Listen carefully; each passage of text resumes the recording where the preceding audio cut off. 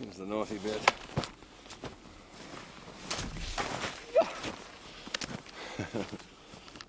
Oh, are we all right?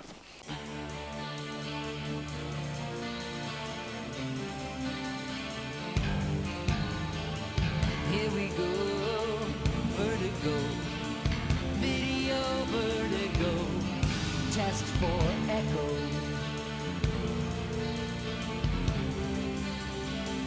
Here we go, in slow-mo, video vertigo, test for echo.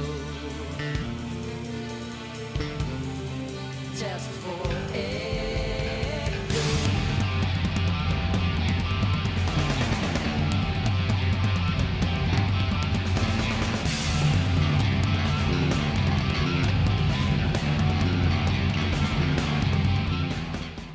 Music began for me at around the age of 7 or 8 with the inevitable child's curse piano lessons. And although I can't say that I enjoyed it a lot at the time, it did serve me well in the future. And music began for me in another way with a transistor radio that my mother gave to me at the age of about 10, and suddenly I understood the power of popular music and felt it in a fresh new way. When I started to get around 11 or 12 years old, I was banging around the house with chopsticks on my little sister's playpen and smashing up pots and pans, and my parents got the idea that I liked to hit things with sticks. So for my 13th birthday, they gave me drum lessons. This changed everything. I think one of the things that first made me interested in drumming was the Gene Krupa story. I think for a lot of young drummers was probably an inspiration, certainly was for me. This looked like something that was really cool. So I persuaded the drum lessons idea and became totally infatuated and obsessed with it. Had a really good teacher in the beginning by the name of Don George, who was both informative and really encouraging too. Out of all his students, he said that myself and a friend of mine, Kit, would be the only two that would end up being drummers, and that was the kind of encouragement that was so valuable to me at that time. And took drum lessons until he gave up teaching, and then I never found a teacher in the local area as good, so I just kind of followed his direction and kept on my own, coming home from school every night and playing along with the radio as long as my mother would allow, and just playing with whatever came on, so that I developed some ideal of versatility of being able to play whatever music was kind of shoved in my ears. And then it started with the usual process of playing in church concerts and high school variety shows and joining small bands playing all our favorite songs and that kind of stuff, which took me up in the local area, playing with local bands till I was about 18. And then in about 1970 I got restless with the local scene and couldn't seem to find the level of ambition that I was feeling among local musicians, so I thought I've got to search farther afield. The nearest big city was Toronto, so I tried there, but same thing, it just didn't seem to be enough. So I decided to go to England. 18 years old, my father helped me build a crate. We packed up my drums and my records, and off I went to the mean streets of London. And I'd copied down a list of record companies, booking agencies, management companies, and so on from record jackets out of my collection, and traipsed around to all these offices in rainy London, basically knocking on doors. And I always remember one kind-hearted receptionist telling me, "Well, you're very brave." In other words, you're a fool. But I proceeded with that and eventually found another job to keep me alive, which was working in souvenir shops and poster shops in Carnaby Street and Piccadilly Circus. And through that, ironically, met musicians that I got started with in a band over there, and was able to do quite a variety of different work, playing in pop cover groups and some original pop music, a little bit of casual session work and stuff, and doing auditions through the Melody Maker newspaper, and a wealth of really good experience, such that it probably became the most formative and important part of my life. But at the same time, the fame and fortune that I was seeking was not forthcoming, and after a certain amount of hunger and suffering, I decided to go back home, a little disillusioned too that music business didn't work the way I thought it did. In my small town naivety and idealism, I had this strange notion that all you had to do was get good and you would be successful. Well, it wasn't that simple, as any grown-up learns. So I came back home and worked for my dad for a while in the farm equipment business. Lo and behold, one day in walks a man who's a manager for a band called Rush. I hadn't heard of at the time, but they were looking for a drummer, and through a mutual friend had heard about me as possibly being suitable to the style they were looking for. So I went along for an audition, and the three of us sat in a rehearsal room in the suburbs of Toronto and talked about everything under the sun, from Monty Python movies to Tolkien books, and found we shared a lot of interests. And musically, when we played together on some of their songs and some of the pieces and fragments that they were working on for their future, we found a real affinity there, that the style of drumming I had really suited the direction they wanted to go in.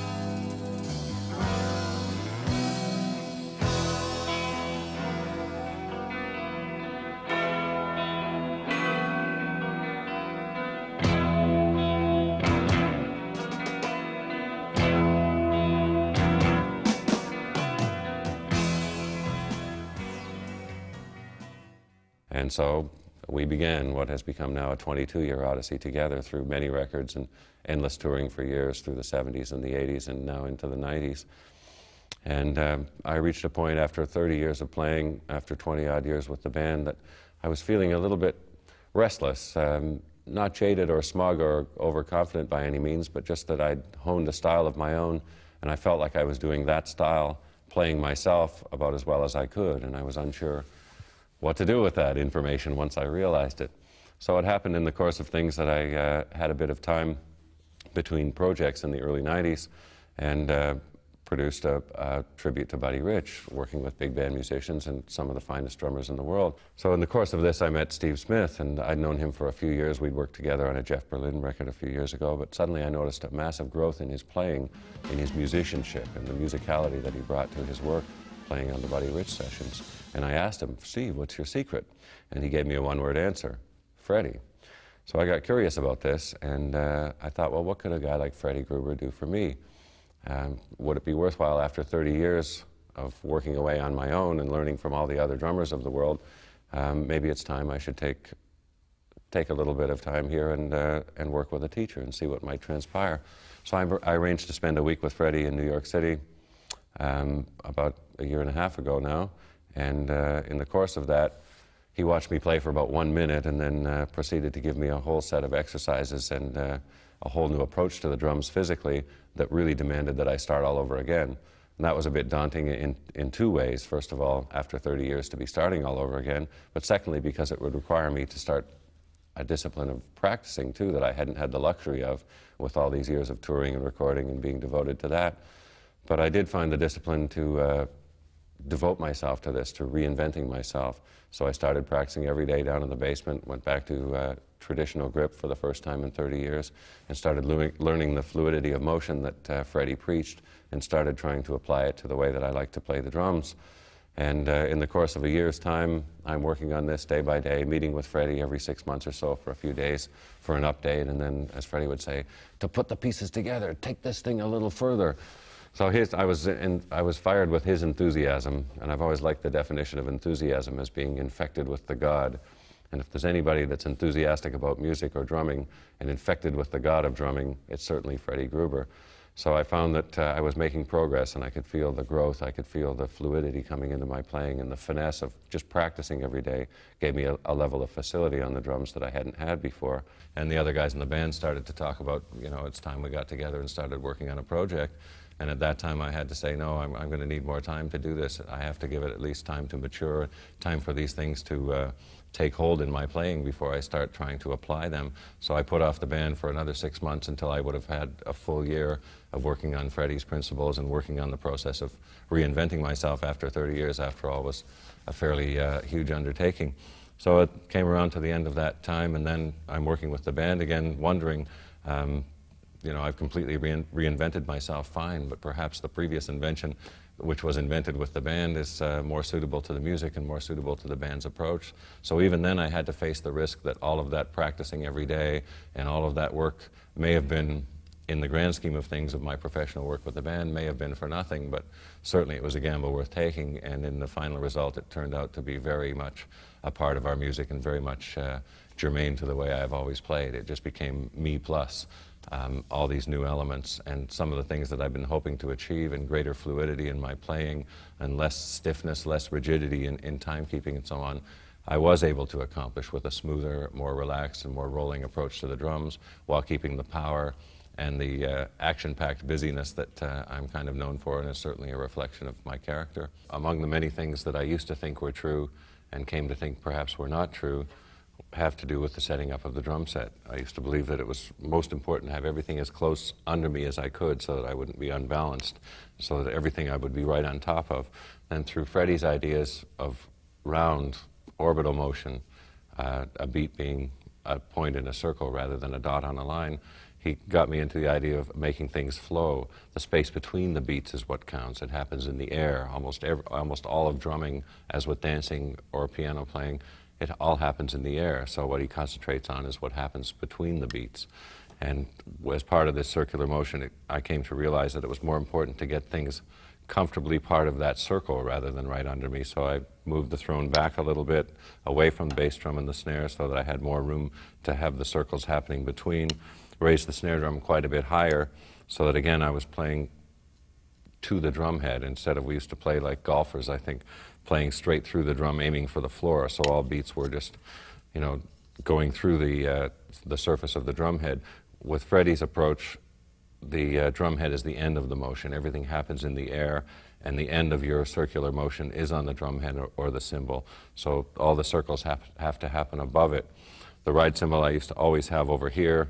Again, it seemed sensible because I would have a room for a tom-tom there, and I could play right over here fine. But when it came time to put these circular motions together, it was really not sensible, and I recognized that it would be better to do the traditional thing and have the ride cymbal here.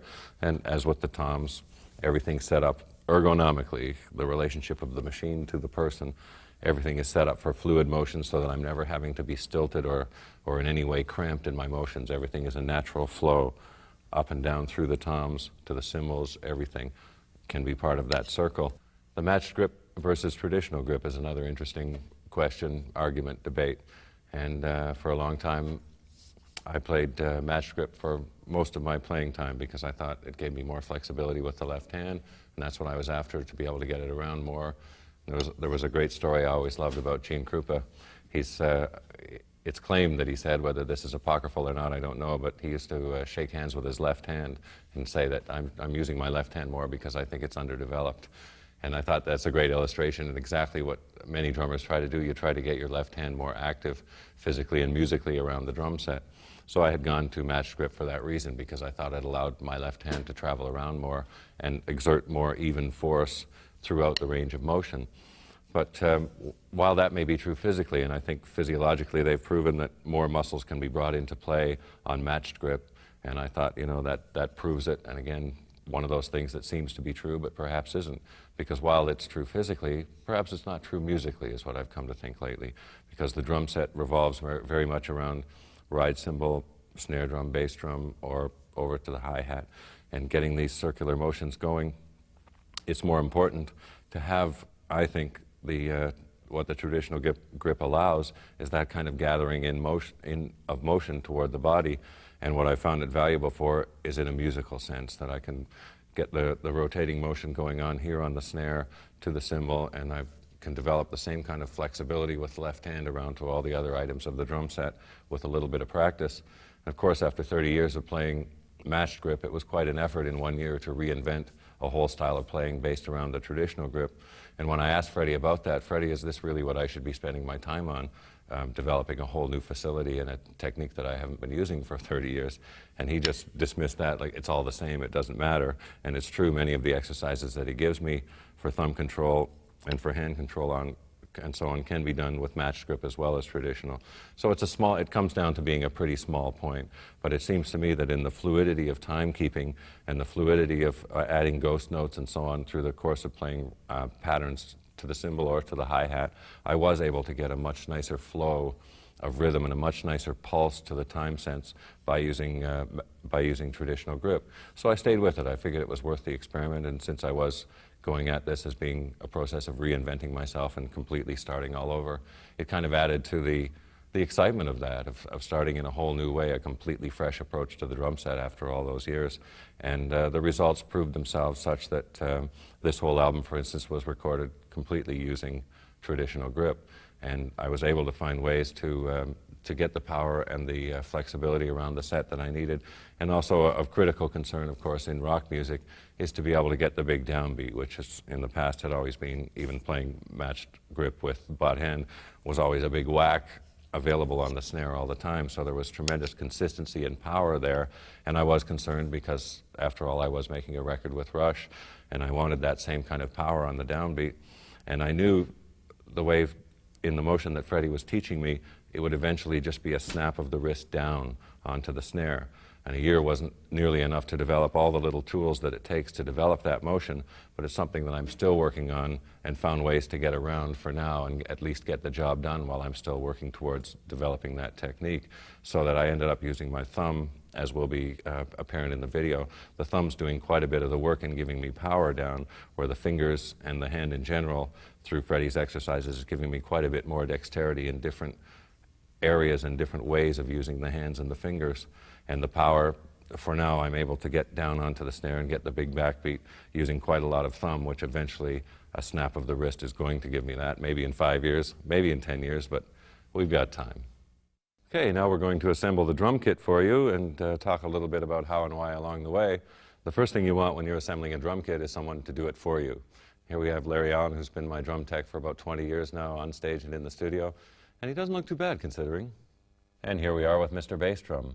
One long-time frustration for me in the studio has been, as much as I love to play with the front bass drum head on, I love the response of it and even the sound, the variety that you can get from the response off the head with the pedal. So many engineers just have a difficult time thinking about that factor, and they might give it a cursory try a couple of times and then say, no, let's just go with the open bass drum. So this time, fortunately, working with Cliff, we had prepared in advance of doing all the demos that way and had plenty of illustrations that we could get a satisfactory sound with the front head on, and Cliff was willing to give it a try. So as we do live, we have a mic wired in right into the middle of bass drum, and then another one in front to capture the response off of it, and it worked out very nicely indeed. So when Larry and I got to the countryside for the pre-production of this record and started assembling what would be my new setup, I had certain things that I'd learned from Freddie and areas in which he'd encouraged me to make changes that I wanted to explore. So the first thing we did was just put the bass drum on the floor with the throne and started building from that one piece at a time. And part of it was moving myself a little farther away from the bass drum instead of my previous thoughts of wanting to be as much on top of things as I could be.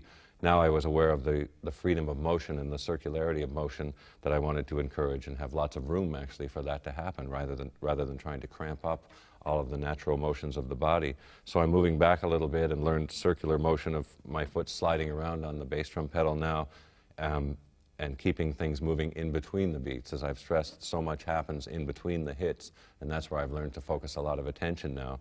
With the snare drum, the same thing. Previously it was quite a lot lower, and I'd be playing down into the drum, and even through the drum would be my follow-through into the stroke. Through Freddie's urging, I kept raising it higher and higher, and my area of activity became a circle above the drum, so the end of my motion was the drum. The end of that circle where the beat took place was the bottom part of the orbit. So it came higher and higher until Freddie was satisfied, and I noticed it was right with my navel, the belly button that in Buddhist belief and Hindu belief is the center of the body's force, and as well as in physical fact, it's the center of gravity in the modern male body. So that became an important part of the motion. Everything takes place above the drum, circular motions between all of the drums, around on the feet also. Everything is a free and natural motion. And now we arrive at your basic 4-drum setup with a hi-hat and a couple of cymbals. That's certainly all you really need, and most of my practice setup at home would be made up pretty much of this. One of the things that drew me to DW, and one of the things I certainly look for in tom-toms especially, is the combination of resonance and response. It's easily demonstrated here that that note hangs on such that I found during the recording of this record, when I came to the end of a take where you would normally grab the cymbals to shut them up, I was actually trying to grab the toms too, because they would continue to resonate so long after the song was finished. So it's a reflection on the craftsmanship that goes into making them, that they have that kind of resonance and the response off the head that makes them so satisfying to play. And now we have what I would call the enhanced basic drum set now. A couple more toms, a couple more cymbals. And interesting in the cymbals too, it's about the only thing that remains from a previous setup is Zildjian cymbals, which I've been with since I could first afford a decent cymbal. And still the sound I like and the feel that I like and what I like to hear back in a playback too. One thing missing from the setup this time is electronics, and not through any reactionary bias against them, but simply, again, form and function, what the job calls for. I had an interesting experience on the previous record, Counterparts, where I conceived a whole setup for my back kit, which would include hand drums. I wanted to use congas and bongos, hand drums, and then be sitting down and have all kinds of foot triggers that could take over a complete timekeeping function and allow me to have a little percussion ensemble. But as the album came together and the songs were written, I discovered there were no songs in which such a setup would work, so I had to scrap that idea and ended up not using it. And I'm sure in live situations I'll continue to use the triggers because I love what they can do in terms of bringing the whole ensemble of percussion instruments into something that I can reach with 2 hands and 2 feet. So normally we would have pads and triggers and foot triggers and so on all over the place. But again, as we were working on this record, not only was I so focused on drum set playing from my own point of view and my personal agenda, but from the band's agenda and the song's agenda, they simply didn't require that kind of usage. And now we add a few more colors to the palette. A higher tom, a lower tom, some China cymbals, splash cymbals, a second hi-hat over here, a tiny little piccolo snare, cowbells and another splash over here, and another tom on my left to give left-hand access for different timekeeping or fill composition functions. Okay, the next thing we add is the microphones, so the audience can hear, or in this case, so the tape machine can hear. And in both situations, either in live situations or in the studio, it's something I leave strictly up to the engineer as a professional. He knows what mics are going to work the best, and I don't have any knowledge of it and don't really wish to. I've got my own set of problems. But in each case, the only thing that matters, as long as they're not physically in my way, and as long as they're producing the sound that I want to hear in a way that the engineer is satisfied with, then that's all we ask. And finally, the drummer. All we need is a drummer to make it easy to move your feet. A few specialized bits of equipment here besides the sticks. From the top, we have the special hat soaking up sweat to keep it out of your eyes so you can see what you're hitting. Special bicycle racing helmet to hold the headphones in place, works well on stage or in the studio. Farther down, another piece of bicycle equipment. We have a lovely bicycle clip to hold the pants out of the way of the pedals, and dancing shoes. One of Freddie Gruber's few dogmatic dictums is don't play drums wearing sneakers. So I thought about that and got myself some nice slippery dancing shoes, and sure enough, they've changed it so much that I tried to play in sneakers lately and I could hardly do anything. So, dancing shoes.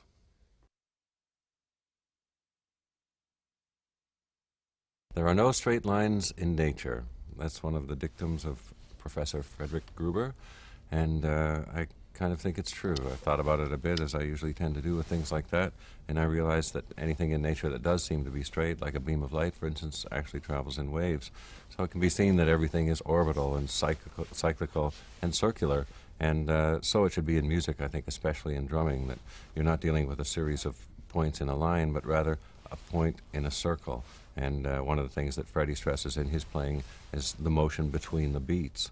And he uses illustrations of dancers or piano players, and drumming too, where most of it does take place in the air, so it makes sense for you to think about what happens in the air between the notes, between the beats, as part of the orbital motion.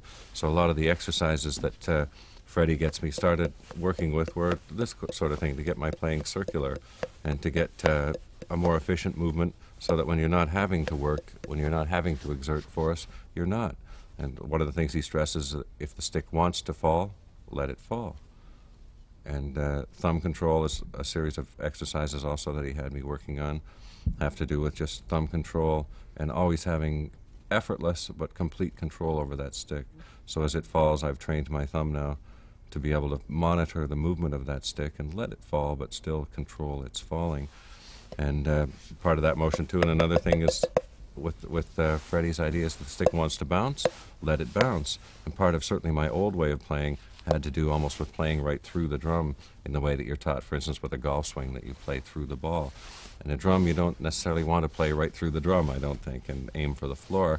I try to make now the end of my stroke becomes the surface of the drum. And if the stick wants to bounce, I've tried to learn to let it bounce and use that bounce so that if I'm playing fills or rolls or time or whatever, the bounce becomes a part of my motion. So I'm monitoring that bounce and controlling it, but just letting it happen. Get out of the way is the way Freddie puts it. If the thing wants to happen, then don't prevent it from happening. Just use those physics of the drumstick falling or the drumstick bouncing.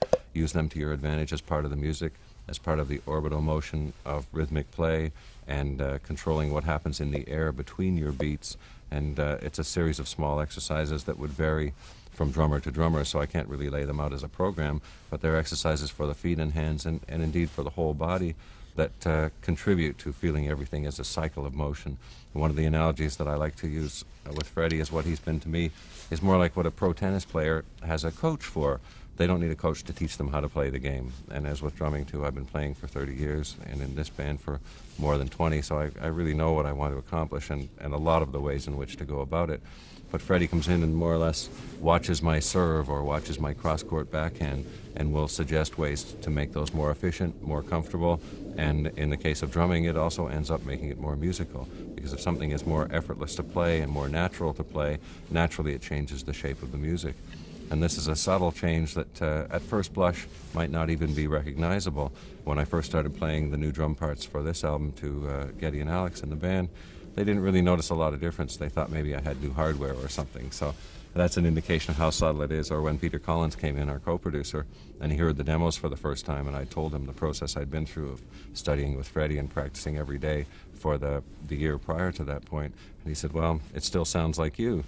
And at first I was kind of taken aback by that, but then I had to realize, well, it's a compliment. If I can completely restructure everything I do about the way I play and the drums that I play it on and the way I set them up and the way I approach them and the way I hold the sticks and the end of the stick that I hold, the drum heads I used, everything nearly is different. If all of that can happen and it still sounds like me, then I think that's a vote of confidence that my approach to playing, my sense of how things should be orchestrated and placed, and my physical approach to drumming too, as being energetic and kind of forceful, all of that is going to come out also. So that's an element of the subtlety, and the other two guys in the band are a good example in that respect too. As I said, early on they thought they didn't hear much difference, but when it came time to play to my recorded drum parts and to overdub their parts to it, suddenly they did discover that they had to change their time sense. They had to alter their own clock to sit in with me, because there's a subtle little change of me playing the pulse now instead of playing to the click track or playing to metrical points in a line time. Now that I'm playing to dots on a circle type of time, it changes in a subtle but very fundamental way the whole clock under which our music is built. And here we have another fine example of orbital motion.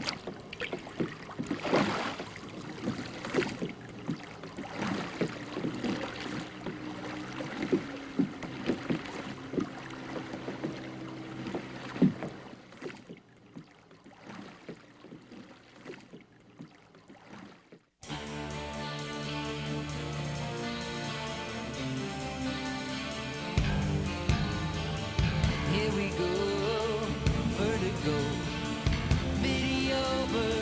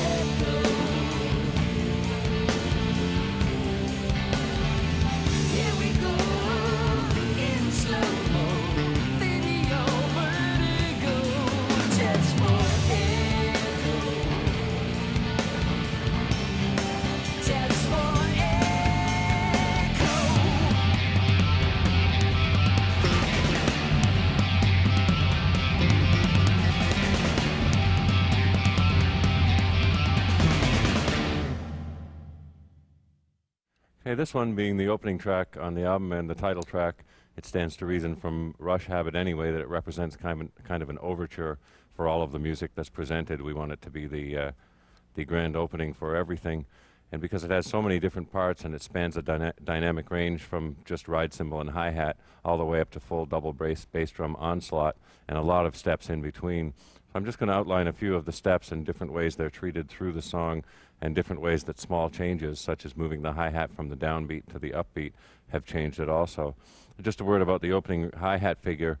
It would seem that it might have been derived from swing patterns and so on, but really it was just the result of a year's worth of practicing every day gave me the dexterity to be able to play those kind of intricate little rhythms. So it was a way to keep the rhythm kind of active, almost in a Latin sense, and yet keep the flow of it steady. Because when I first heard it, of course, it was just the moving guitar arpeggiated line with bass drum punches here and there. So that's really what I had to go on.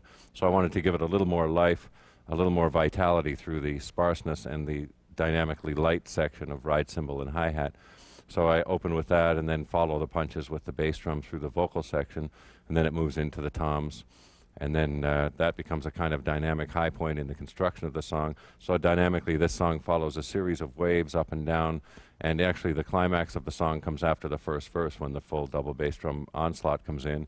Then it comes back down and cruises through several levels again. Again, right back as sparsely drum part-wise as ride cymbal and hi-hat, and as busy as the whole double bass drum to second hi-hat to cymbals, tom-tom, snare, everything is in there all at once. So it's a really good example of how dynamic a drum part can be within one song.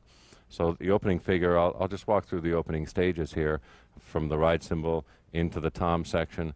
And an important thing to notice about the toms here, that when I'm up doing the patterns on the toms and the snare, they follow the melodic flow. And this wasn't consciously thought of by me, but certainly I recognize it afterwards that I was subconsciously responding to the rhythmic movement, the modulation of guitar and bass parts through that riff, and trying to make the drum parts melodically through the toms mirror that, or at least empathize with it a little bit. And then the verse opens up with just straight halftime feel. And then there's an interesting thing that happens. I wanted to take it up one step halfway through the verse, but not yet go to full time. So there was a little figure from a song called Mercy, Mercy, Mercy, which we did on the Buddy Rich tribute. It was a tune of Buddy's, and Dave Weckl recorded it on there and did his interpretation of Buddy's rhythm from the original. And I liked that little rhythm and started playing with it in my practicing sessions every day, so that when we came to working on this record and I needed something a little special in between two stages, I pulled that thing out of the toolbox and added that in there, and then it builds up to full time with quite a busy bass drum part and quarter note ride cymbal, and then into the full double bass drum onslaught. So I'll just walk through an abbreviated version of each of those steps right up to what really represents the dynamic climax of the song, and thus you'll be able to see demonstrated really all the pieces from which the entire song is made. So it opens just simply with ride cymbal and hi-hat.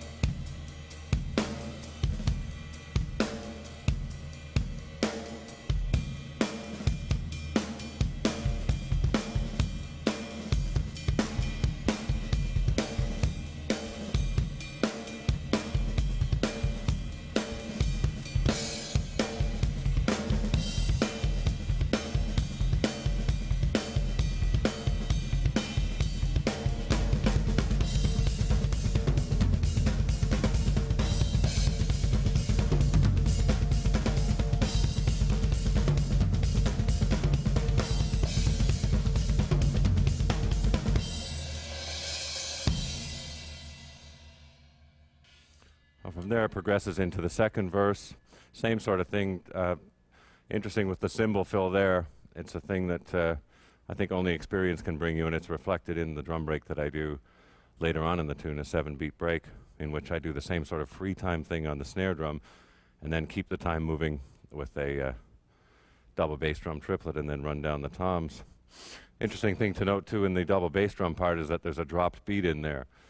And this is the kind of thing that Geddy and Alex often do without counting it or thinking of it. Let's put in an odd beat or something. They just instinctively drop things to make a change. And then as drummer, of course, I have to find a way to go along with them. We can also note that the second time the ride cymbal and hi-hat, the lowest dynamic level, the next time it comes around, I actually move the hi-hat foot to the upbeat of it, which gives it a swing pattern feel, but then you're dealing with arpeggiated guitar and bass firmly rooted in downbeats as rock is, so there's no sense of feeling a swing rhythm behind it, which I really like because it makes it a little bit obscure. And then when I do move off to the tom-toms again, as I did in the opening, suddenly now the foot hi-hat is on the upbeat and it changes the feel. And remarkably, even on the record through everything else, you can hear the foot hi-hat going, which one reason I give engineer Cliff Norrell and the mixing engineer Andy Wallace a lot of credit for managing to accomplish something like that.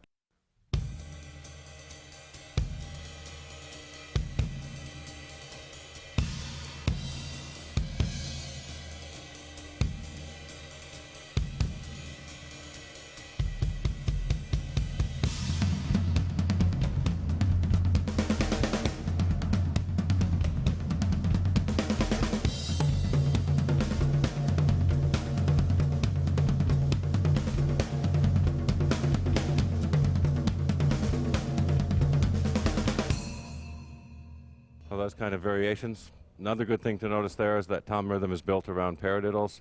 Kind of thing you start out from the very beginning of playing is learning your rudiments.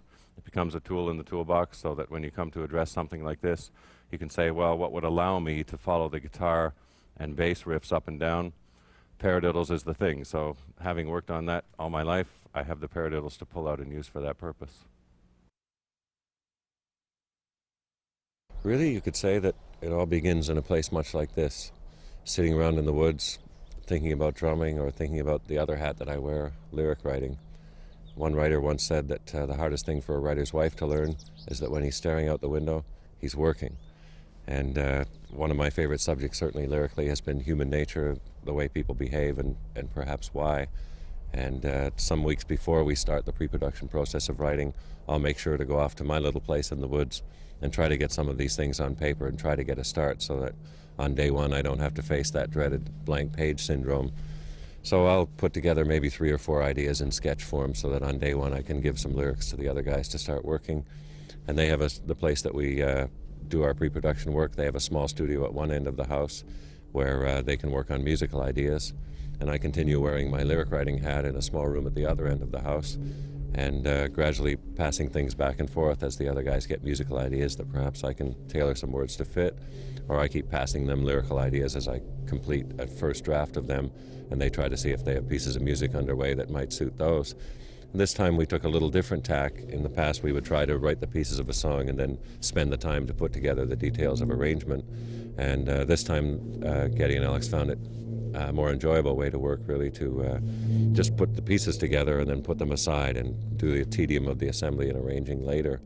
So pieces were going back and forth to the songs and they were gradually coming together, and I would start working on drum parts. The other guys generally would give me a demo tape of a song in a rough arrangement that we had discussed. We'd sit down and listen to it and discuss the arrangement and move this part there, shorten this part, make that part longer, reintroduce this section again later as an echo, or foreshadow it with this part.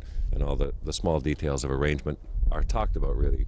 Again, we've worked together for 20 years, so we can talk about something for a long time without playing it and really come close to the final result of how it would be.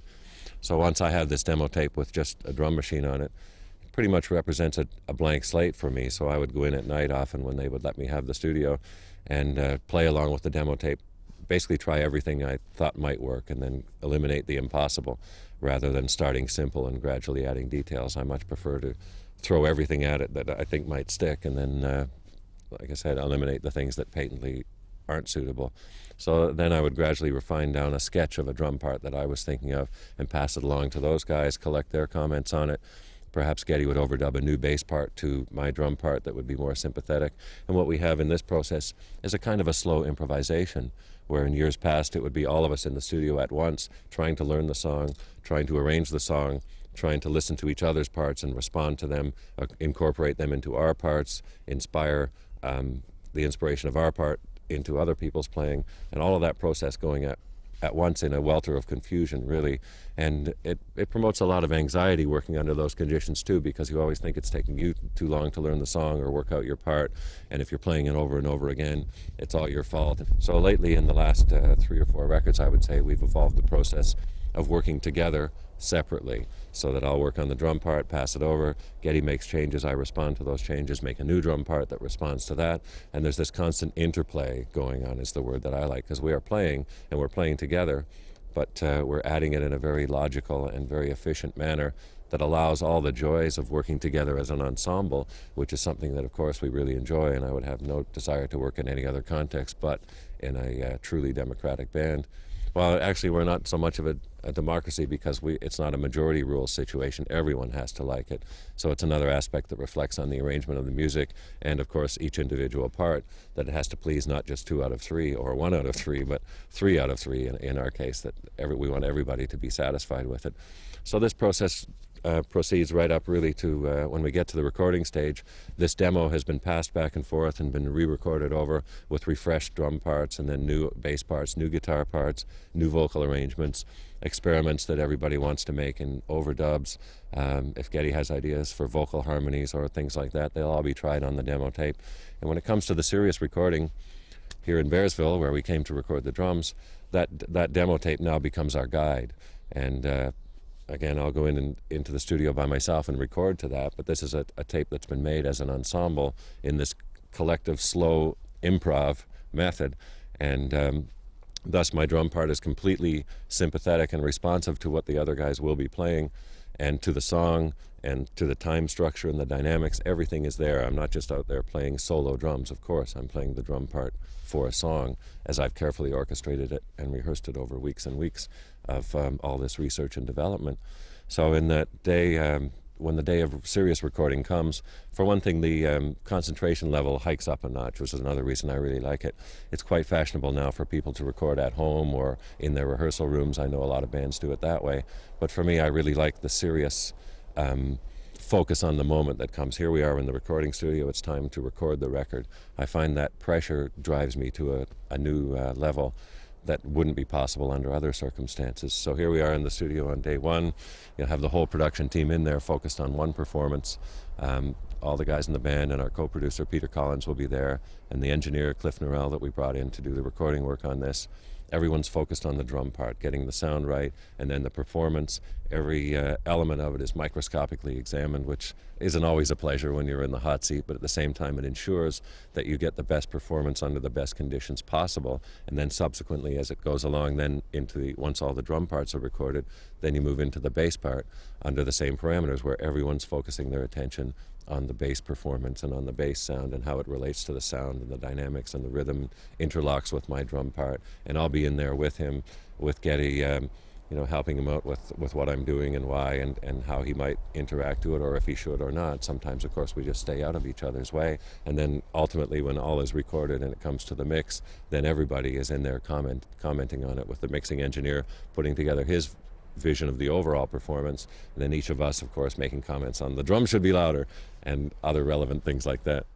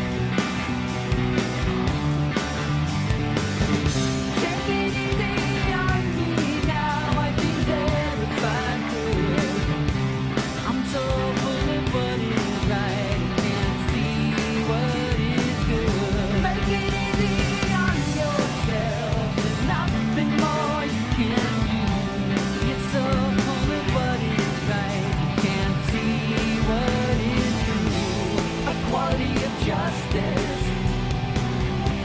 quantity of life, a particle of mercy makes the color bright, gravity and distance, gain and passage of light, gravity and distance, change the color right,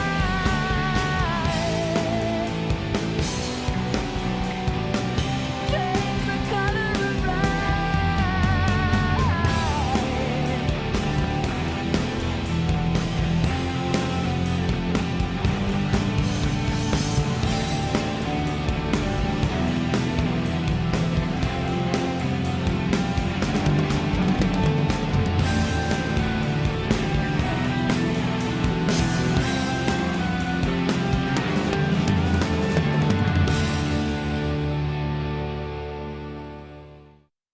Again, this is a song made up of a lot of fairly simple parts, but they're very carefully selected and carefully orchestrated for a song like this, where the feel is paramount. Again, in the sense of serving the song, that I was very conscious of the type of song it was, introducing some level of sensitivity, but also not wanting to short myself in terms of making it interesting or challenging. So all of these things come into play in serving the necessary agenda of getting the job done here. A nice example is the punches off the top. Geddy had introduced the pushes on the original demo tape of just bass punctuations around the cyclical guitar part. And then when I came time to add my bit to it, I felt compelled to add a couple of more little bits of juice. And then when it came back to me again with Geddy's response to that and adding those, suddenly I found it really difficult to play. It's easy enough to invent it and throw it in, but when it comes back into a musical context, it was the very conclusion of that opening part was hard to get exactly in the right places, those syncopations, once they became a musical part as opposed to just a rhythmic variation. And throughout the song, I've woven in combinations of side stick and loose time on the hi-hat, and then the chorus is coming into quite a driving approach rhythmically. Again, we're playing with elasticity of time a little bit. I wanted the verses to feel quite relaxed, but the choruses, on the other hand, to be a little more urgent, and especially when it comes into the instrumental with the little eighth note pushes and so on, there's a sense of urgency about that. And then it was necessary, of course, to halt that urgency and bring it back down to the more relaxed feel of the verse and bridge feels. One way in which I accomplished that transition, because it's easier to pick up the intensity, of course, than it is to draw it back and still make it comfortable for the listener and not make it feel as if it's slowed down, which is, of course, a terrible sin, whether it happens for real or whether it just feels that way. So there's a little fill that I've used at the end of the instrumental section, which kind of hangs suspended through a couple of movements and then draws to a conclusion down to the lower tom and returns to the looser time. So I'm just going to demonstrate that with a little bit of setup of where it's coming from, and then you'll hear how that fill just kind of hangs the time for a moment, leaves it suspended, but there's a lift going on at the same time because there's more action. And again, a relatively simple fill, but the placement is so critical, and it took me a lot of work to make sure this had to feel a certain way, and it had to hang suspended in a certain way, conclude in a certain way to come back to that time and still all feel totally smooth. That's an example of something we'll be coming back to later, how hard-won simplicity can be. So I'll just play through that selection of changes for you.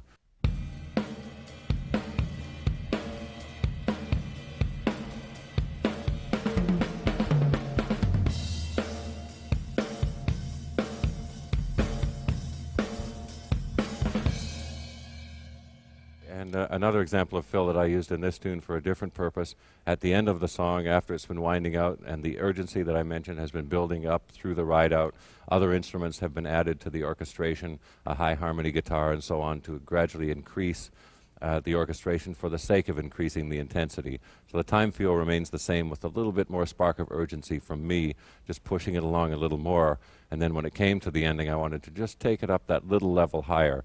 So I thought, again, go back to the triplet feel is always a really good way to do that. And I had a melodic approach of something I'd been working on that used snare to the toms, and then around the toms, again, a concluding note. This brings up an interesting question that a young engineer once asked me in all naivety, but it's one of the kinds of questions that when you get hit with after 30 years of playing the instrument, he simply asked me, why do drum fills always go down? Why do they always descend? And I had to think about that for a while, and then I realized, well, drumming, like all music, comes out of conversation. And when you want to make an emphatic statement, your voice descends. You go down, because that's an emphatic exclamatory remark. Whereas if you're asking a question, your voice rises. Or if you're telling a joke, sometimes you'll use upward modulation because it has a lighter, more frivolous or interrogative aspect to it. So if you think of drumming in those terms, in terms of conversational, when you're making a statement or trying to make something emphatic, it's bound to descend, because that's the way the human voice goes when it's making a particular statement. So here's that fill as it appears at the end of the track.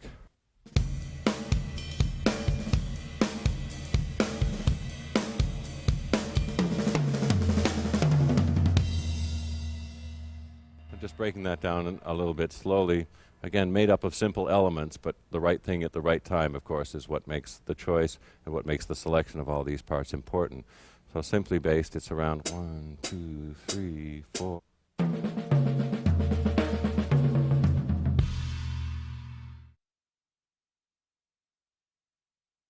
Well, here we have the arsenal of snare drums that accompanies me to the studio, and the reason for having so many of them was well brought home to me on this project.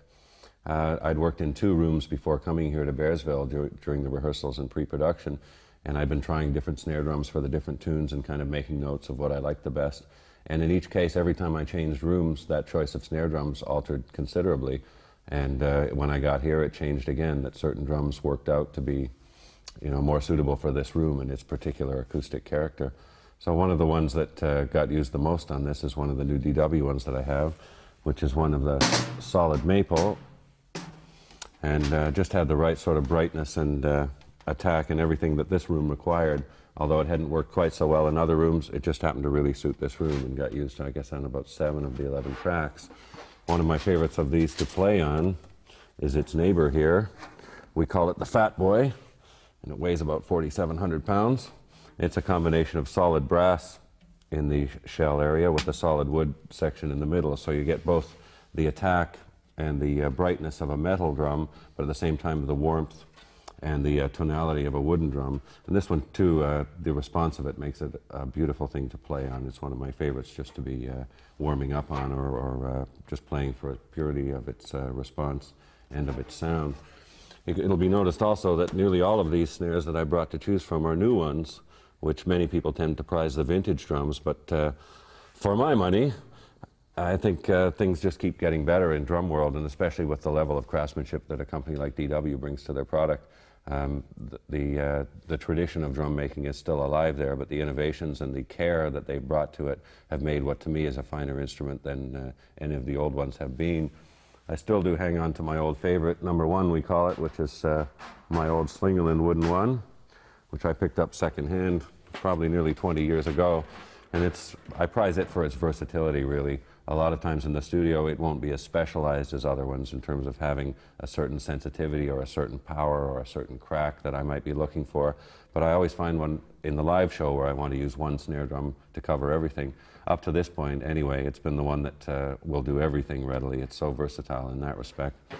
So the choices then are dictated largely by the room. And as I was saying, that sometimes I'll make my choices in the room that I'm rehearsing in. Then when you actually get in the studio, you find that the room requires a certain different drum. So that's why I need to have quite an arsenal, and also to have tested them previously through the whole pre-production. I'll try a different snare drum really every night that I'm working on the demos, and then make a note to myself of what that drum does, how it comes across through the microphones, and how it affects the song that I'm using it in. So all of that's logged all the way along, but still with the understanding that when it comes to the final recording, that will dictate which snare drum needs to be chosen. So consequently, my whole family of favorites at the time, which of course that changes every project also, but this is my family of favorites now that I wanted to have to choose from, which spans a spectrum of dark and bright and sensitive and loud.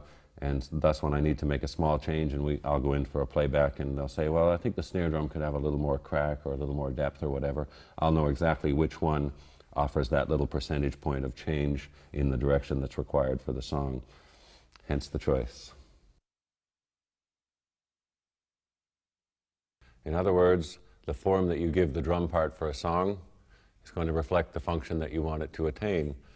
In my case, I'm given a demo of a song such as this one, Dog Ears, and there's a whole list of problems to be solved. It's a little metaphor I got from rock climbing I thought was really interesting. When you're hanging somewhere on a cliff, the next move you make is a problem to be solved, and you're trying to attain a next set of goals and a next set of goals, and they're all interlinked. The construction of a song can be like that too. You have choices rhythmically and tempo-wise to push and pull the tempo here, to accompany the band here, to drive the band there, to lay back into a steady groove here. All these things become a part of your orchestration and the elements that you're going to juggle in terms of the form of your drum part. So what's the job to be done? This one opens up with a double time section, of course, where you're driving. You're going to drive that band. And then when it comes down into the verse sections, you want it just to groove along as an accompaniment. And then there are returns of the double time section throughout the song. Choruses where you want to be driving and pushing the band along. And then elements like the ride out that we'll discuss, where I'm just trying to lay down a steady groove that planes out for a while and then builds up once more to the acceleration of a double time section that's going to drive the band in through to the conclusion. In the song Dog Years, we find a really good example of the choruses I played across the bar line and treated, actually, I suppose, beat 3 as the downbeat. And the reason for that is pretty simple, is because that's where the singing started. So I decided, well, that's the essence of the chorus, is where the singing starts, so I'll treat that as my downbeat. And in some places I play my fill right past the downbeat and into where the Dog Years vocal comes in, and treated that as the downbeat. Other places my cymbal figures, and thus they influenced Alex's slide guitar figures. He also plays over the bar line with the same sort of triplet feels and syncopations that I've used on the cymbal patterns to cross over that bar line for the same reason. And it's just a kind of thing that you might think was a musical decision or a drummer's wish to stretch the parameters, but in fact it was entirely dictated not just by the structure of the song, by what the singer was doing.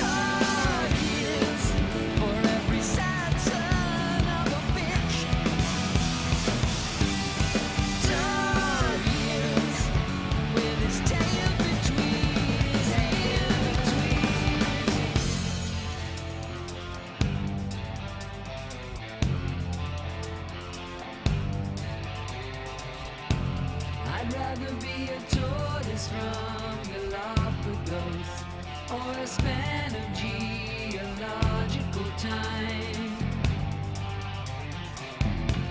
I'd rather be a tortoise from Galapagos or a span of geological time and be living in these dog years, living in these dog years.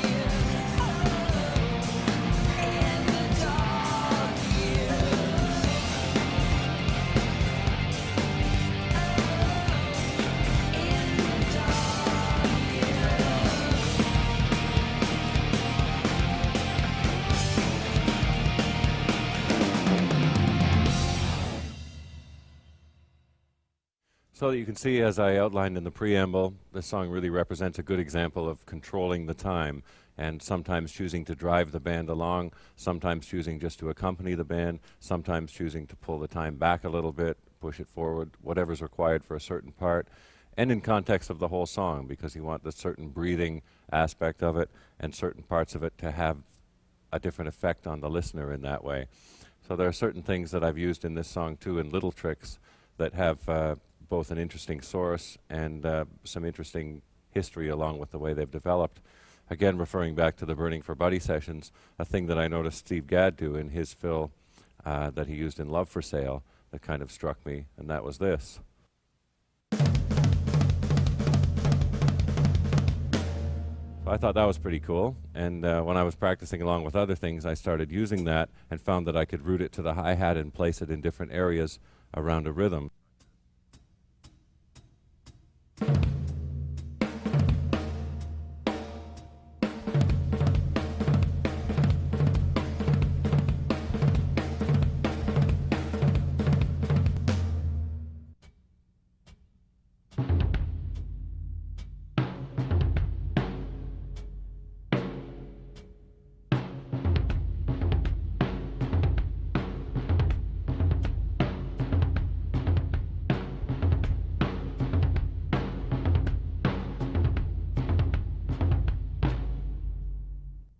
So having that in the toolbox, I had the double time section opening up here, and I needed a little punctuation.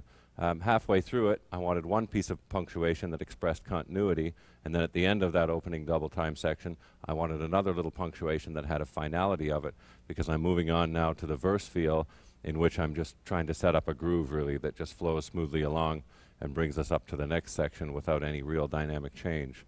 So the way in which I've used those figures there, for both of those reasons, the first time it appears with a China symbol and becomes a comma, as it were, in terms of punctuation, that there's still more of the sentence to come. And then at the end of it, you'll hear the finality of the snare flam and then on to the verse rhythm. So the song starts in the double time such.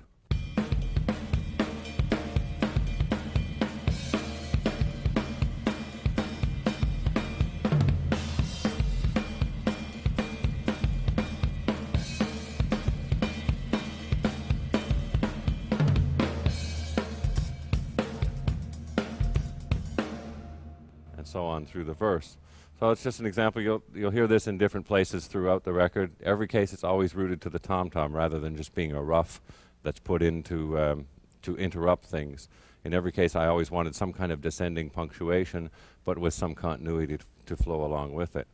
So that's the genesis of how that developed, the influence of Steve Gadd, and then my own experiments in finding variations with it. And then once the opportunity to use it came along, having the choice of using one example with continuity and another example with finality.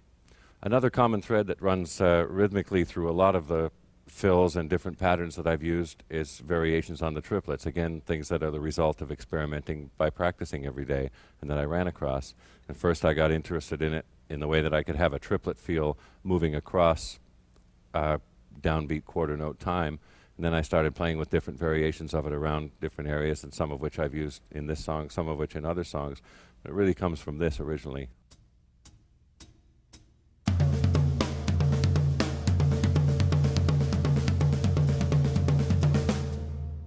So the way I came up with another variation in this, and something that is a little bit jagged and angular, so I had to choose a place to use something like this where it wouldn't interfere with anything else going on. So there happened to be a transition in this song going into the second verse, and then again going into the middle eight section, where there was just a steady kind of sustain going on, and I found it didn't interrupt the flow. To the contrary, it spiced it up and enlivened the rhythm, leading me on to the next part.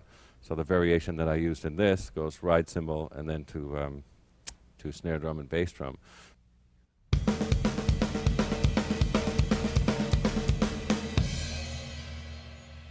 The way that the 2-bar measure of it leads into the downbeat of the solo. Other variations that I've used in other songs I use the hi-hat sometimes, or again the one that I demonstrated.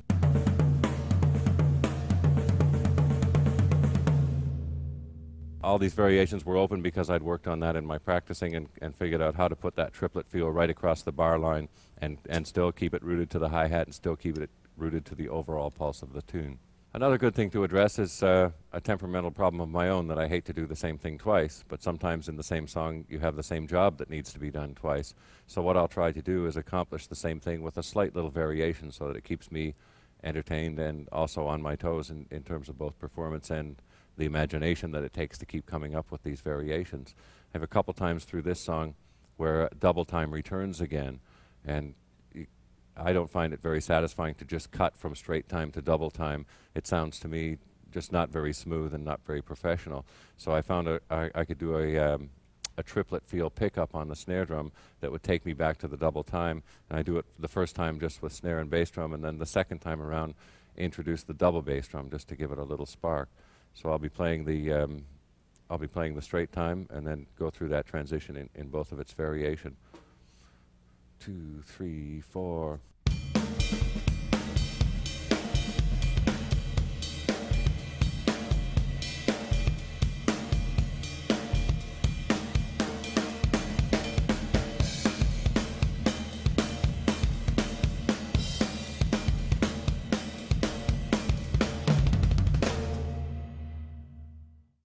So I'm coming off the double time, and then I'll try to break this down slowly.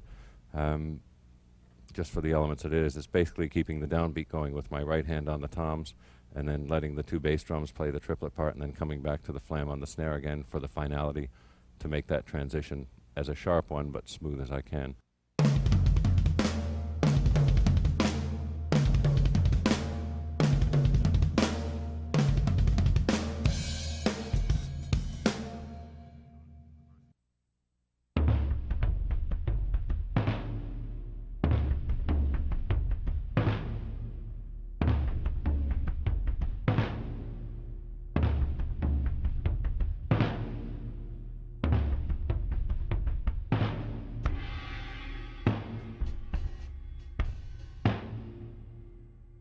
The second time that same transition appears, I've again allowed myself the indulgence of giving a little variety into it by introducing the two bass drums for that. So I'll just play the preceding bridge pattern and then the transition that I use, and then on into the double time.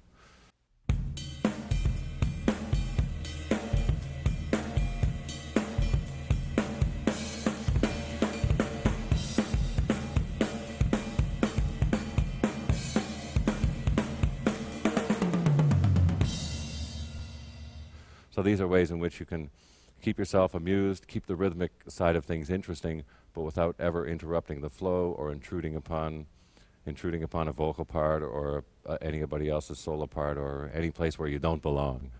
In this song also we have another example of problem solving that can be aided by having a selection of tricks in your toolbox that you can pull out when you need them. There's a variation I do just in the ride-out section of Dog Ears, which is based around the verse feel, the two-handed hi-hat part with the downbeat on the right hand, only I move this one over to the second hi-hat here and keep the left hand going on my left hi-hat with the foot syncopations and chokes and so on in between it for spice and variety. And somehow just the movement of going back and forth between the second hi-hat to here gives it a whole steadier, more settled feel, which is exactly what I needed for that ride-out section before it built up again into the double time for the big finale. So I'll just demonstrate a little bit of the verse feel and then move into that ride-out feel and show you how there is a subtle different feeling introduced just by moving one hand to a different place.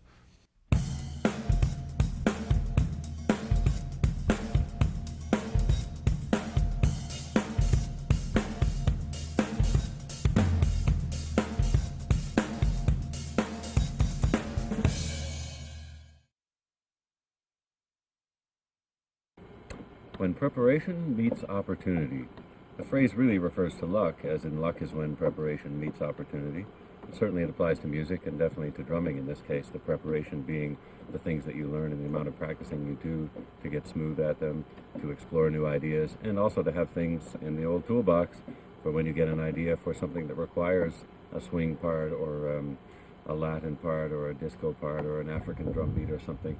I can think of times in the past where I've explored things just out of curiosity or for entertainment value in my practicing and worked on those things, and then suddenly found that I could use a Nigerian dance beat in a song like Territories, or used a West African pop beat in the instrumental section of Superconductor, for instance. Various things like this come into play, and a song like Virtuality, the one we address here, not an extreme example, but it still goes through several changes of heavy rock riff, and then the driving straight ahead rock rhythms, and then the breakdown sections of eccentric little bass drum hi-hat cowbell figures, and into the middle section with an out-and-out disco beat. So these are things that, as a problem-solving device, first of all, I had to decide what parts do I need, and then, of course, you hope that you're able to do them once you dream them up. And that's where the practicing can come into play, where you just develop new ideas and put them away in the toolbox, and someday they'll come out, and someday you'll need them, and you go, gee, I'm glad I worked on that. When preparation meets opportunity.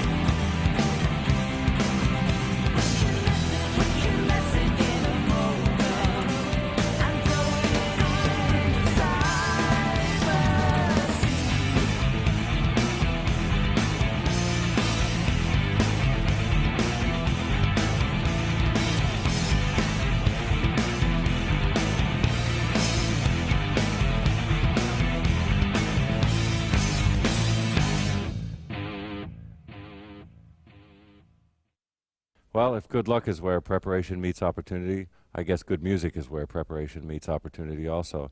And for a song like this, I was called upon to bring out a whole different set of bag of tricks for different parts, dealing from heavy riff-driven rock with a quarter note feel on open sloshy hi-hat to other figures, the choruses that are quite standard pop rock sort of propellant figures.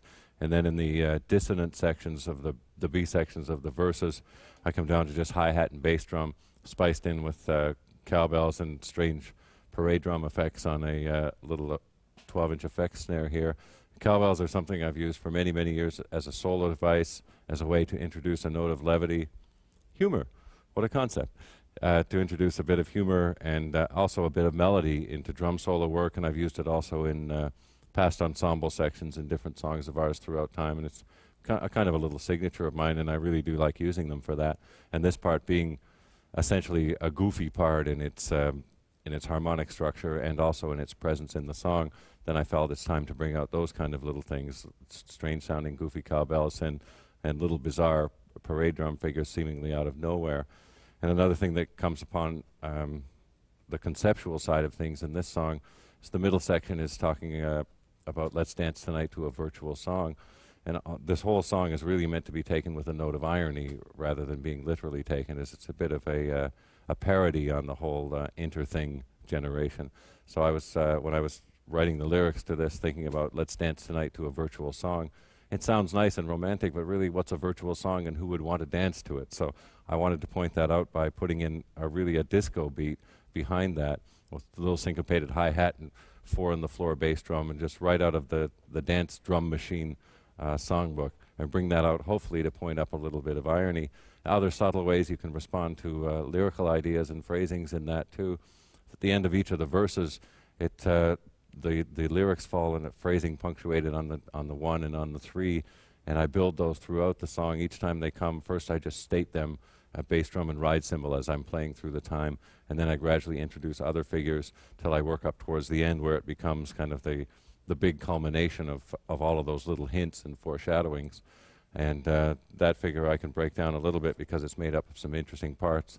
Again, just based on a 1 and 3 triplet feel across the time that's been building up throughout with just simple snare figures and simple punctuations with bass drum and so on. And then when it finally gets to that last time, I play through the last chorus, give it more drive too, building up that last one, even taking advantage of a mistake. I'll tell you about the mistakes I like. Since most of this record was made in 1 or 2 takes, 3 at most usually, there are things that crept in that I've become comfortable enough with my playing, particularly now, getting looser and more comfortable with the rhythmic flow of things, that if something unexpected happens or even mistaken happens, it will still be in the context of time, because I've developed that kind of fluidity that even a mistake is going to fall in the right place. So there was an example here where I was coming into the final chorus, and I just had it in my mind that I was going back to the heavy riff section with the quarter note hi-hat. So as it happens, the first 2 coming into that chorus, I landed on that hi-hat, but I liked it. You know, it really works. It gives that chorus an extra bit of propulsion and builds it up, and it foreshadows what happens when the vocals are finished, and all of us just dig into that part like crazy. And where it's been quite a light acoustic-driven part, the chorus of the song throughout, that last time around, everyone's just digging into it and giving it all they have, and that's the point at which we arrive at the big fill. So I'm about to get to that. Another thing that happens in this song that we've alluded to before, and I've used it in a slightly different way here, is again the double bass drum triplets, only this time they tend to be rising up to meet a beat, and something I'll introduce in a reprise of the riff section. Again, the riff sections appear quite frequently throughout the song, so I tried to treat them differently in my transitions out of them usually, and in some way give them a spark of freshness while never losing the hard quarter note drive for them. And also in the breakdown section in the middle of the instrumental, there's a part where everybody just comes to a pause and there's echo on the bass and guitar, and then I come back in again with a rising double bass drum triplet back into the time again.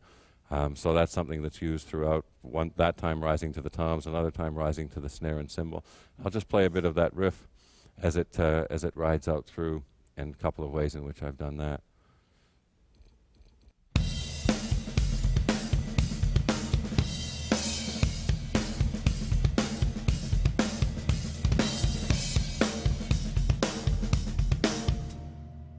Okay, Okay, another choice is reflected here too. When I'm dealing with the heavy riff sections, I'm over here on number 2 hi-hat, just leaving it open and only hitting it on the quarter notes, but keeping my time roll fluid by alternating between the ride cymbal and the hi-hat. Then when I come to the vocal verses, I come back over to my foot hi-hat, so I have better control of it, and also I'm not just stressing the quarter notes now. I'm keeping the time more fluid along with the eights, and then every time we come back to the riff section or through that ride-out section that I mentioned previously, lean on the quarters and let that riff-driven piece just have as much weight as you can possibly give it. The bass drum, as you've just heard too, is quite active through that too, mimicking the movement of guitar and bass through the riff. So I'm just going to play through that last ride-out of the final chorus and then leading up to the big fill, which again falls on the same accents drawn from the vocal phrasing, and that's an important element of it too. It's drawn out of pieces of the song that I've chosen to first hint at and then start using more and more forcefully until the end. It becomes a very bombastic, unsubtle approach to it. But by the end of a song, I think we're allowed that kind of luxury. So here we go, ride out.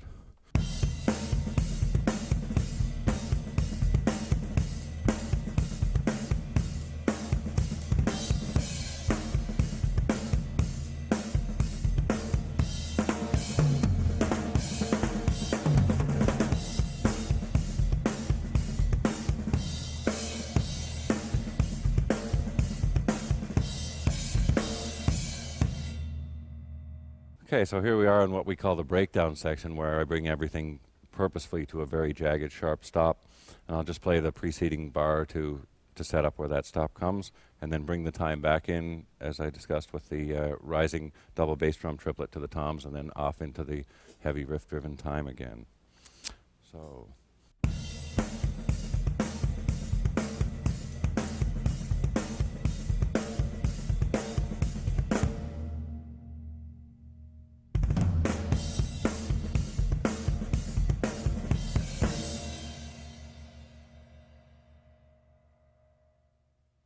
couple more examples of how I've chosen to mimic something out of the lyrics, or just maybe even play a little pun on it in the choruses when the line comes back around about letting things go around the world.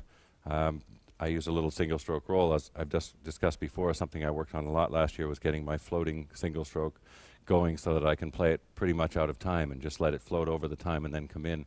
I have just a quick punctuation like that, and it's like a cartoon character you would see, where just before just before the bunny takes off for the woods, you hear the little, and it has that effect of go around the world, boom. And then in the final chorus, I've used it where go around the world, and then I literally go around the world, around the snare and the toms. So I'm just going to play a little passage of that chorus, also illustrating one other thing that I've been using a lot lately, is a little triplet on the ride pattern, which is not there really as a decoration or as a part of my my rhythmic part, and not even really to be noticed by the listener, but it's just something that really helps keep the time lilting.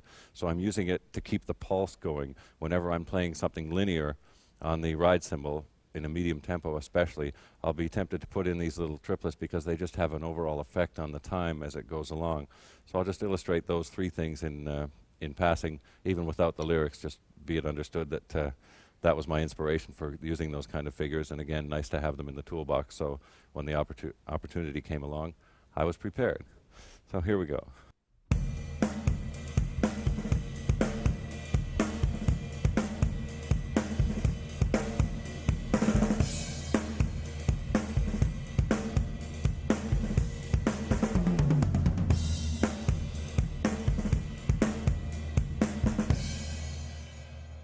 Now, the difference is often when I use a double bass drum triplet as a rising figure, either coming up to a flam or a snare drum and cymbal, or as in this case to the two toms, it often is a full triplet where I'm playing all three beats on the bass drum, rising up to a serious downbeat on the toms or whatever I happen to be using. So I'm going to endeavor to play these slowly, as often the case. A lot of things are more difficult to play slowly than they are at normal or fast speed, but what these amount to really is a triplet down below and a flam up above.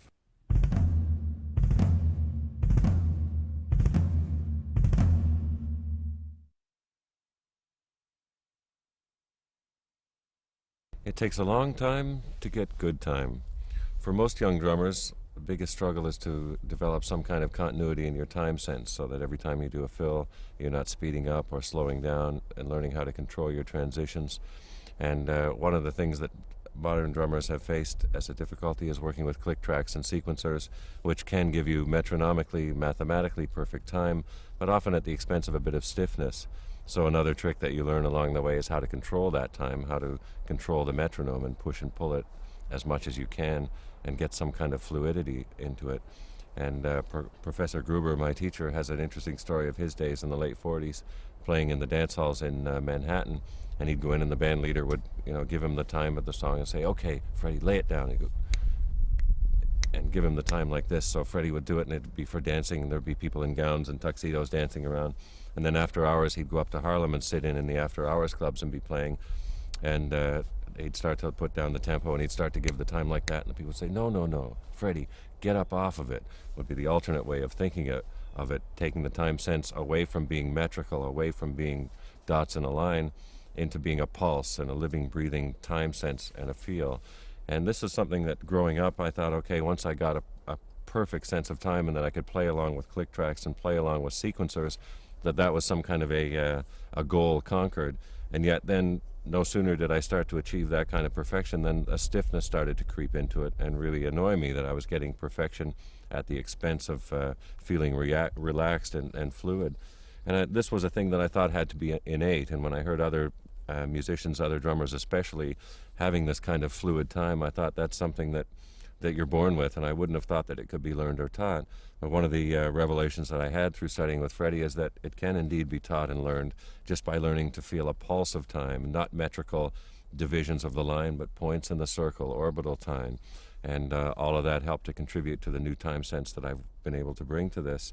And there's an interesting character in American history named Wild Bill Donovan, who founded the predecessor of the CIA, was OSS.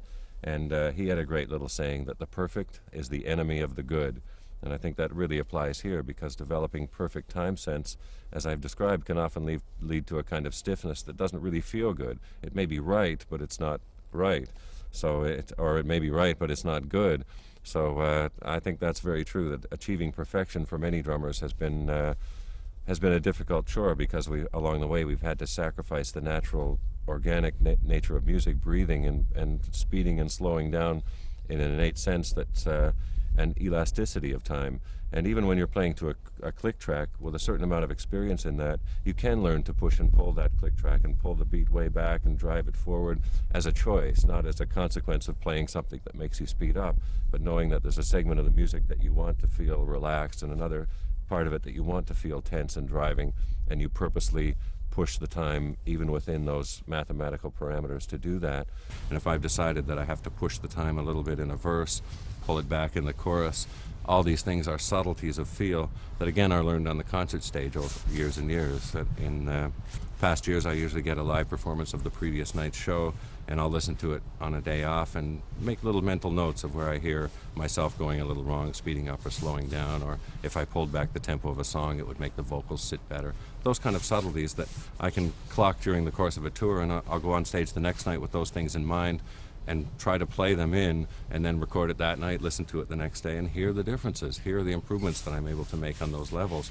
So that's again the product of experience, that when I go in to record a song, I know those kind of things that I'm going for, where I'm trying to pull the time around, where I'm trying to make it dynamically push and pull or breathe upward or downward. Those are all givens, musical givens in my mind, for the sake of the song, obviously, not for the sake of the drummer's drum part.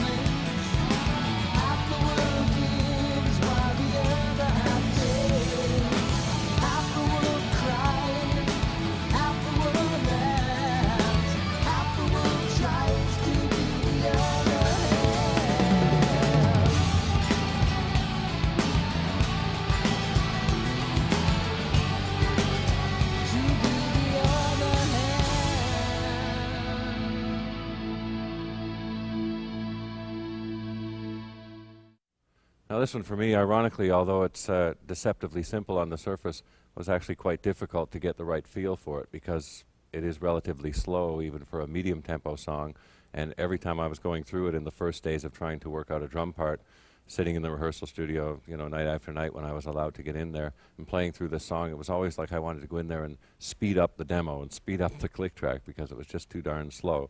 So I knew in the verses I wanted that good grinding feel with the loose hi-hat that I have, and then as it comes around into the chorus, I've used the triplet feel on the bell and a more linear approach, I guess you'd say, to driving the beat along. And then in the middle section of it, using a more syncopated, more rhythmic part, but still trying to get propulsion into it, where the verses have that grinding propulsion of their own, so I could stay back on the beat and not interfere with the forward motion, and reintroduce that forward motion in the alternating sections. That was an example of, again, a problem-solving thing that can drive you crazy and make you really dislike a song after a while. And now we're going to play the song I hate, was the way I would tend to put it. There's another interesting variation I've done here. We were speaking earlier about double bass drum triplets, using them with tom combinations. In this, again, I wanted a spark of something different, a little bit of spice for each of the verses when I come back to that loose hi-hat feel. And I've used a double bass drum triplet in that, just in the most subtle way, and tried to get it as smooth as I could so it wouldn't feel like I was shifting the time. So I'm just going to play a little bit of the time and then play the double bass drum figure that I used with the second hi-hat to bring in the vocals, again, without intruding on things, but allowing me to add some spice to it.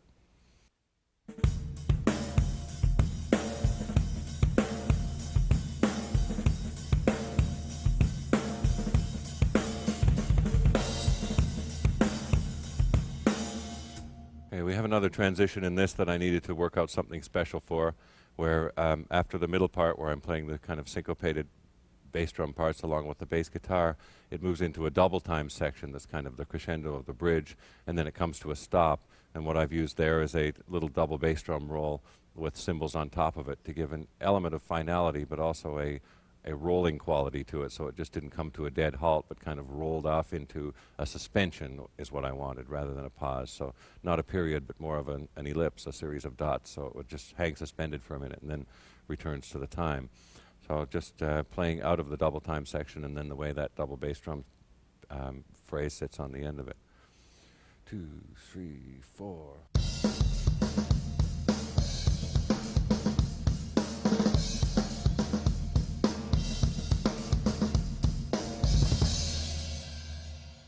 Now, through the construction of this song, usually when it comes to the end of the verse and then chorus cycle, it stops on a pause and hangs suspended for a minute before returning to the time. The very last time around, it doesn't. It keeps going and carries on to a ride-out with a slight repeat chorus.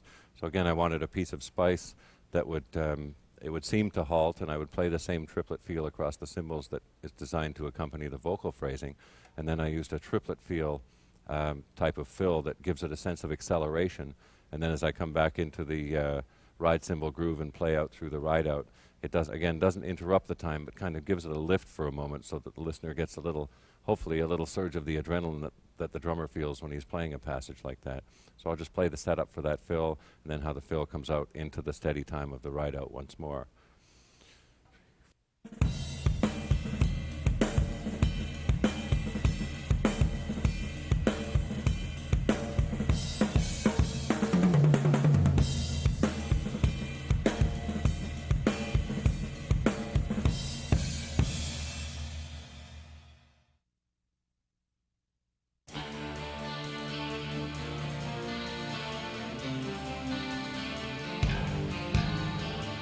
Here we go, vertigo, video vertigo, test for echo.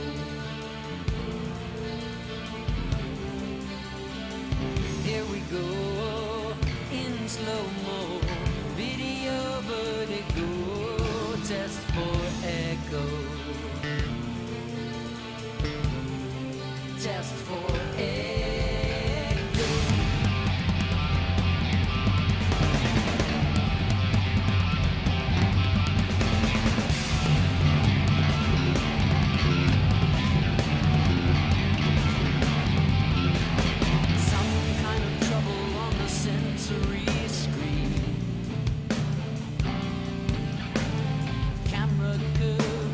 Caved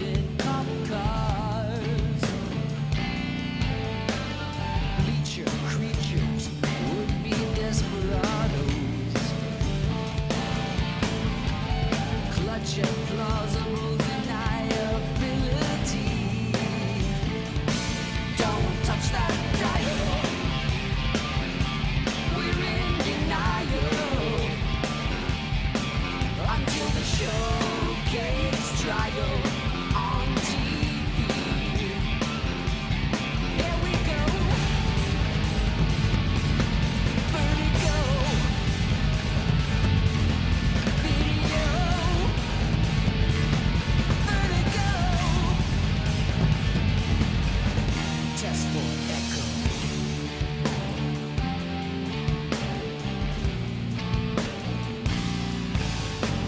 Some kind of pictures on the sensor clock news. Miles of yellow tape, silhouetted chalk lines. Tough talking hood boys in protein logo knockoffs. Conform to uniforms of some corporate entity. Don't change that station. It's gangster nation. Now crimes and syndication on TV. What a show. Vertigo. Video vertigo. Test for echo. Touch and go in slow-mo. Video vertigo. Test for echo. Got a bug on the lens. There's a bug on the lens. There is, okay, yeah. No? Oh, maybe it's off here. Yeah, okay. Test for echo.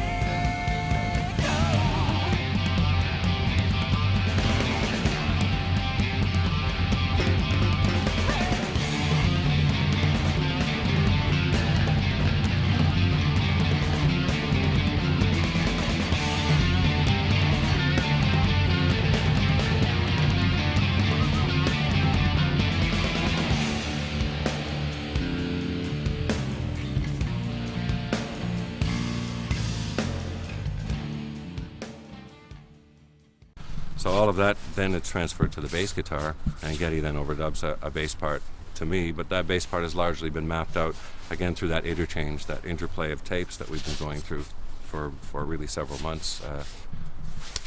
Ouch!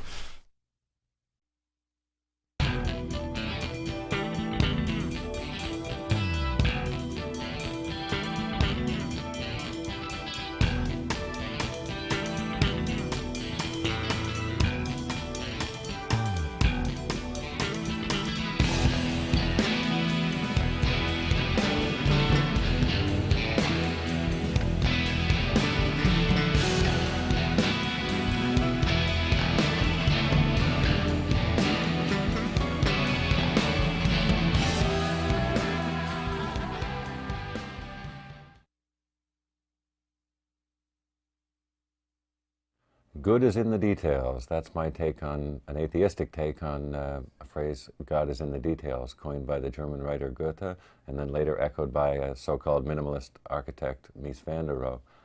In any case, what I'm getting at here is the transitions and the ornamentation that you can bring to your drum part, again in the service of the music. Smoothing things over, in your ornamentation you can introduce an element, call it element X in chorus 1 for instance, and then play with that in subsequent variations throughout the song, so that you might have 2x and then x squared, and then take it further, x minus y, x plus y. The good thing that occurs to me about doing these things on your own is that you're not wasting anyone else's time through all these experimentations. No one else is going to be saying, don't do that, that doesn't work, or don't do that, that confuses my part, or whatever. Just take the time to go over the song, try out all these things, find the transitions that make things work the best musically, add the ornamentation that makes it more interesting and spices it up, and again, it's all in service of the song and service of the music. One question that's often asked about Rush music in particular is the use of odd times in it, and whence that comes. You know, does somebody say, well, we want to do a song in 7 or 12 or 19 or 47? And really, in our case, they're entirely accidental, that they just happen to be in odd times. I think Geddy and Alex just amuse themselves in making up little parts that they like the way they feel and they like the way the rhythm flows over. And then it's left to me to figure out what they are and try to put a drum part to it. But in modern times, I find even that I spend less time even figuring it out. Why bother? I just try to learn how it feels, again, as a rhythmic piece of music, and respond to it. So a lot of the music on this record might be in 6 or 5 or 12 or something, and I won't necessarily know because I've just learned the feel of the rhythm and tried to learn to apply what I play to falling as a pulse over it and falling in a musically satisfying way rather than being jerky, and rather than drawing a bar line on an odd number of notes, I'll move the bar line to let myself do the change at a more comfortable time in a rhythmic sense for the listener as much as for the musicians. So in our case, the use of odd times is pretty much accidental, and the way that in which we use them is also just because we like the way it feels. It's as simple and as human a response as that, as just liking how something is. Well, I certainly recognize that they're uneven because they're harder to learn. That's really what it comes down to. Like some of these parts and songs were really hard to learn because of that basis that I have to stop and go, wait a minute, what is this made of and how should I approach it? But the solution to a problem like that isn't always counted out and divided into bars and then reproduce it. It's more often just play along with it enough times to become familiar with where the pivot points of the bars are and how far you can stretch them. And there's one of the songs, Carve Away the Stone, the chorus is like that. I'm not sure what time it's in, but I know it's odd time, and I just tried to keep playing straight time as long as I could, and when I had to drop a beat, I did, and then moved on to another long stretch of fluid time, in which I know the bar lines under me are changing, but you have a choice of going with the change or not going with it, really, of playing right over top of it and choosing to make your odd time transition at a whole other place.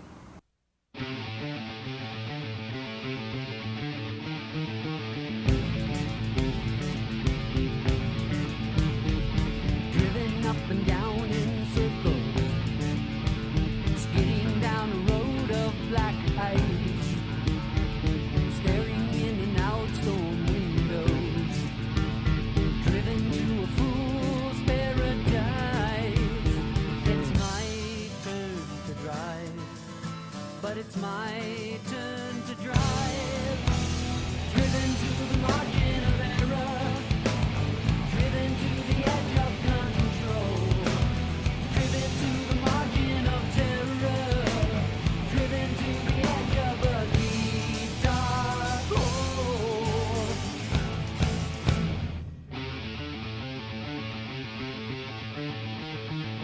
Driven day and night in circles, spinning like a whirlwind of leaves, stealing in and out back alleys, driven to another den of thieves.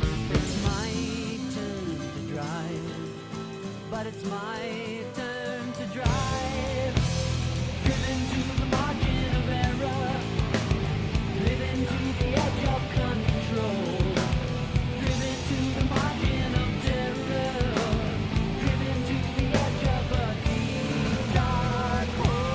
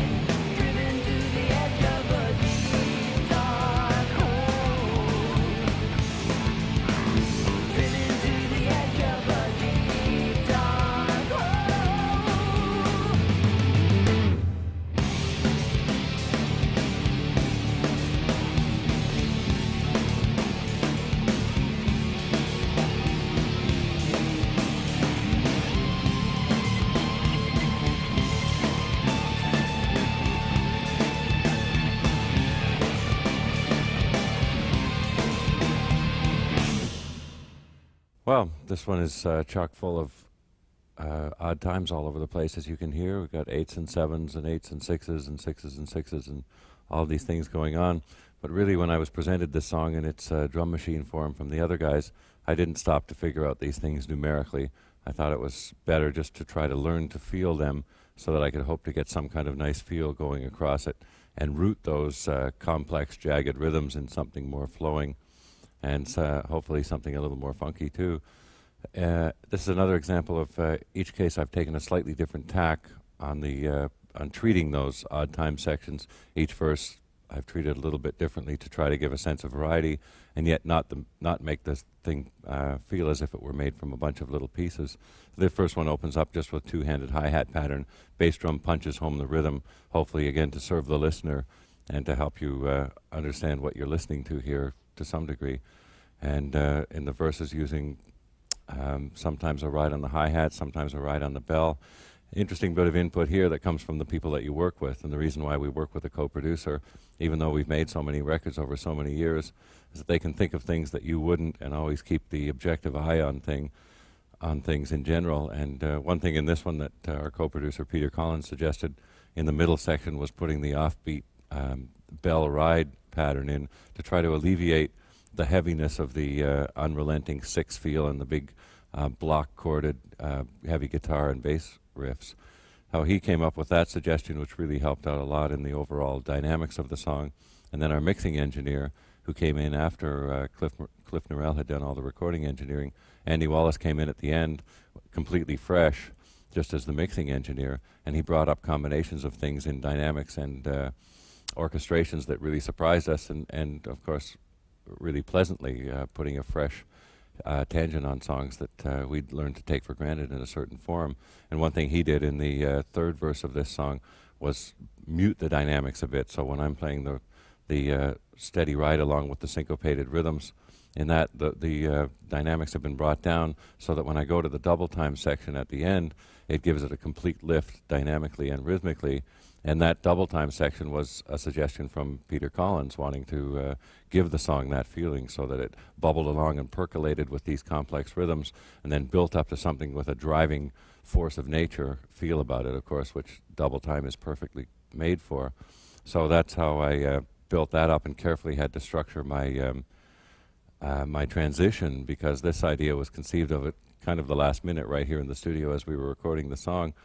So Peter said, well, let's try double time. So I mocked it up for them to hear, and then I had to go back, as I put it at the time, now I've got to make it feel like a professional. So I had to get out of that rhythmic feel and do a slight build up to a flam as a punctuation again, and from the punctuation take off into the driving double time that would propel the band through the rest of the song, and then to the ride out, which is just jagged intensity, where I get on the second hi-hat and the China cymbal. Incidentally, the only note that my old Wuhan cymbal got used for on this whole record, which has often been my standby for offbeat ride patterns and so on, the one beat it got used in this whole record was the last note of this song. Another decision I was called upon to make here when I first received the demo of the song, trying to sort out how I would orchestrate it, how I would build it dynamically, and from what parts I would do that. There was the one part that was a bass solo, really, with a double track, complex fingered bass part, and I thought, well, I'll just treat this as a bass solo.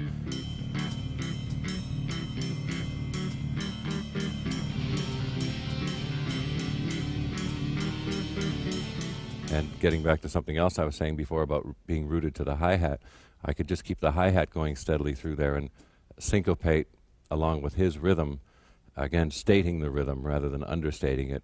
I've made that choice sometimes too. In certain of the verses, I play a pattern that really goes around the rhythm, and I'll choose where the downbeat should change to the odd time or whatever, and sometimes let it fall over the bar. But in that one and in the opening verse, I was careful to state the rhythm clearly and get out of the way for the rest of it because it was a bass solo. Another thing that I've used in here is foreshadowing the double time that's going to come later by setting up in the earlier breaks when the It's My Turn to Drive lines are being sung. It's my turn to drive, but it's my turn to drive. First, when I'm playing kind of almost a swing pattern on the upbeat across the six feel with the hi-hat, the next time with the ride cymbal. It's my turn to drive, but it's my turn to drive. Again, if you took it away from the context of the track, you would hear a basic swing pattern with the triplet ride feel. And then the third time that comes around, I've added even a bit of syncopated jazzy phrasing on the left hand.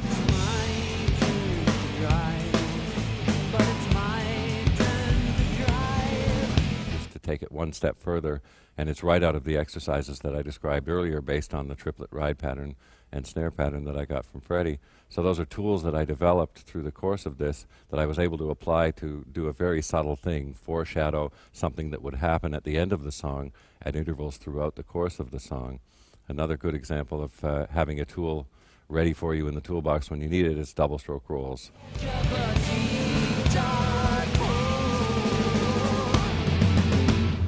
Again, the thing you start out playing Mama Dada on the pillow and on your knees at school and everything until you finally develop it. But once achieved, like paradiddles and like a good single stroke roll and so many of the rudimental and foundations of rhythm, it becomes useful in a broad variety of ways. In places in this song where I wanted to spend the time and let a little swell happen between punctuations, double stroke roll was the perfect thing to do that. So I was able to call upon that and use it to swell out and again play games with time in a subtle and interesting way, I hope. In the pursuit of my other hat-wearing activity, that of putting words together, I was introduced to a book called The Elements of Style, and that could be applied directly to drumming just there, The Elements of Style. But in this case, Professor Strunk and his former student, E.B. White, put together a guidebook really for the use of words to convey what you want. If you're trying to get across a mood or a texture or an idea or an impression, then it's a question of the order that you present the information in, what serve the reader, what does the reader need to know first, and in what order do you present that information. And in this case, we're talking about serving the song. What impression do you want the listener to receive? What does the song demand? The song has an agenda. The song wants something from you in terms of the rhythmic structure, the dynamic nature, how you can frame the melody, frame the vocal parts, frame the instrumental parts, approach it in those ways. You're trying to get across, too, an idea, a mood, an impression, all of those things that you can accomplish as a drummer. And the song has its agenda. As a drummer, you probably have your own of ideas that you want to get across, things that you'd like to play, things you'd like to use in the song. The band has an agenda for how the band wants to be perceived as a musical unit, of which you are certainly a part.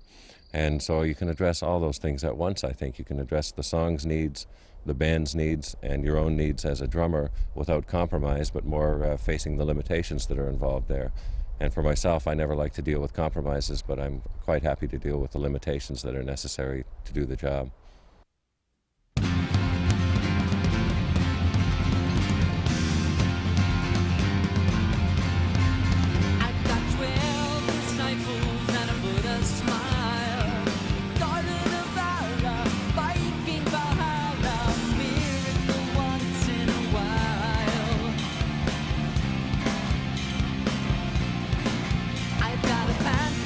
Animals in a pagan soul.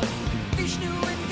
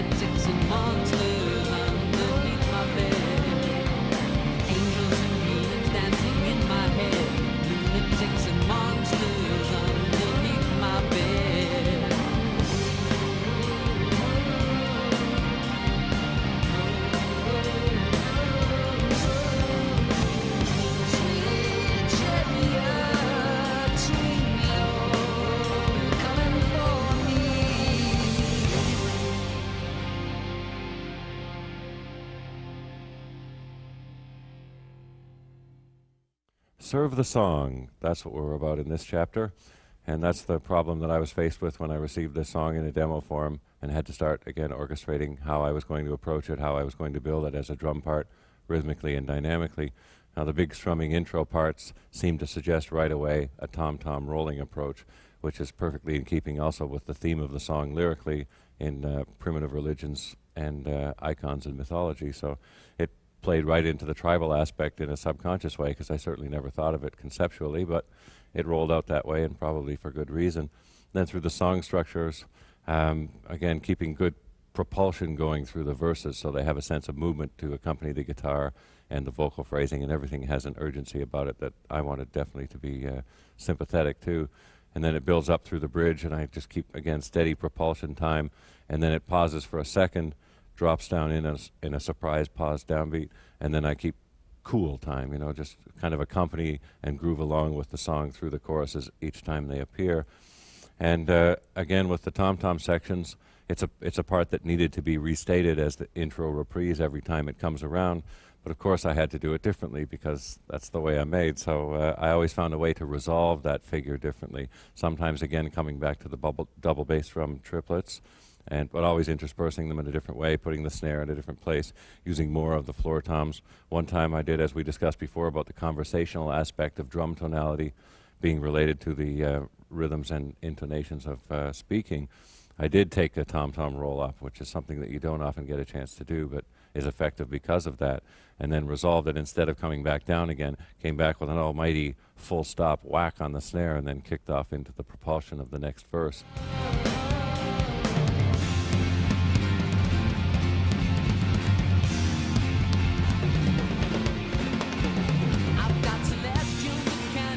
So there's examples of keeping the variety going throughout, having a shifting thing, but the time pulse can stay constant throughout it, and then introduce just enough variety into little conclusions or transitions, just enough variety not only to keep you as a player interested, but certainly, of course, to keep your audience interested as well. Now, we've been talking all the way along about having things in your toolbox and being able to bring them out and use them for different jobs, and the conclusion of those rolling tom-tom parts is an example of that. Again, it's the double bass drum triplet, but used in a slightly different context, either rhythmically or against the time. It does quite a different job and ends up sounding as quite a different figure too. So in the examples that I would mention there, I'll just play two samples that are based around that, but they are developments of each other and also tend to build on each other, so that you have X plus 2, X minus 1, different variations of the same fundamental theme being restated with those little features in them. So I'll just play a couple of those now.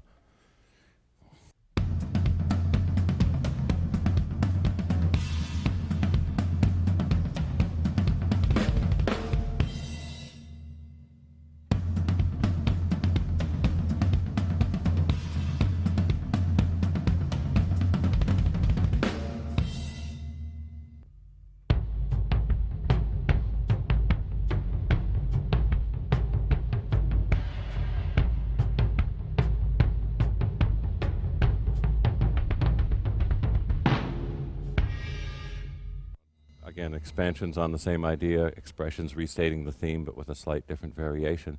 Now, there's another part in this song where I got to have a little more room, which is guitar solos. Traditionally, as a band, we tend to treat them as band solos to some degree. Being sensitive to the guitar is usually the solo instrument, of course, but at the same time, it's an instrumental passage, so all of us feel a little freer and tend to take more liberties in those. So there's a couple of fills that I've used developing that solo section that I'll just play through and isolate them and highlight them for the sake of illustration. Again, they tend to build on each other on a way, but there are also progressions that build towards something perhaps unexpected, where I've used the great tool of anticipation, of building in a pause in the middle of a fill, so suddenly you're not sure what's going on. And then going on towards the end of it on a triplet feel that I guess I kind of picked up from Manu Katché again during the Buddy Rich sessions. He did a really interesting angular little solo along with Mino Sanelu in No Jive, and he did a triplet feel among the toms like that stuck in my head and again became part of my daily practice routine and gradually developed into other kinds of tools that I've used in a couple of different ways throughout this record. So in outlining those, you'll notice that there's a pause built into it. And when I first played it for the other guys, concluding with that crazy triplet roll, they weren't really sure what was going on there.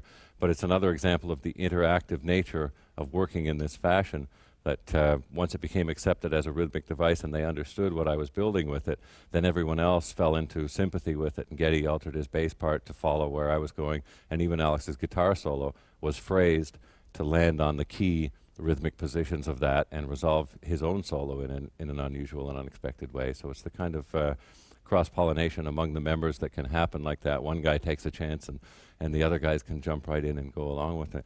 So here then is the solo section played a cappella, as it were, and I'll also go the transition into it because it's another illustration of what can be done with the double bass drum triplets, this time against the snare, building up a bit of propulsion and then tension and then releasing into the solo with quite a gentle part for a while, and then it gradually develops into the stages that I've described. So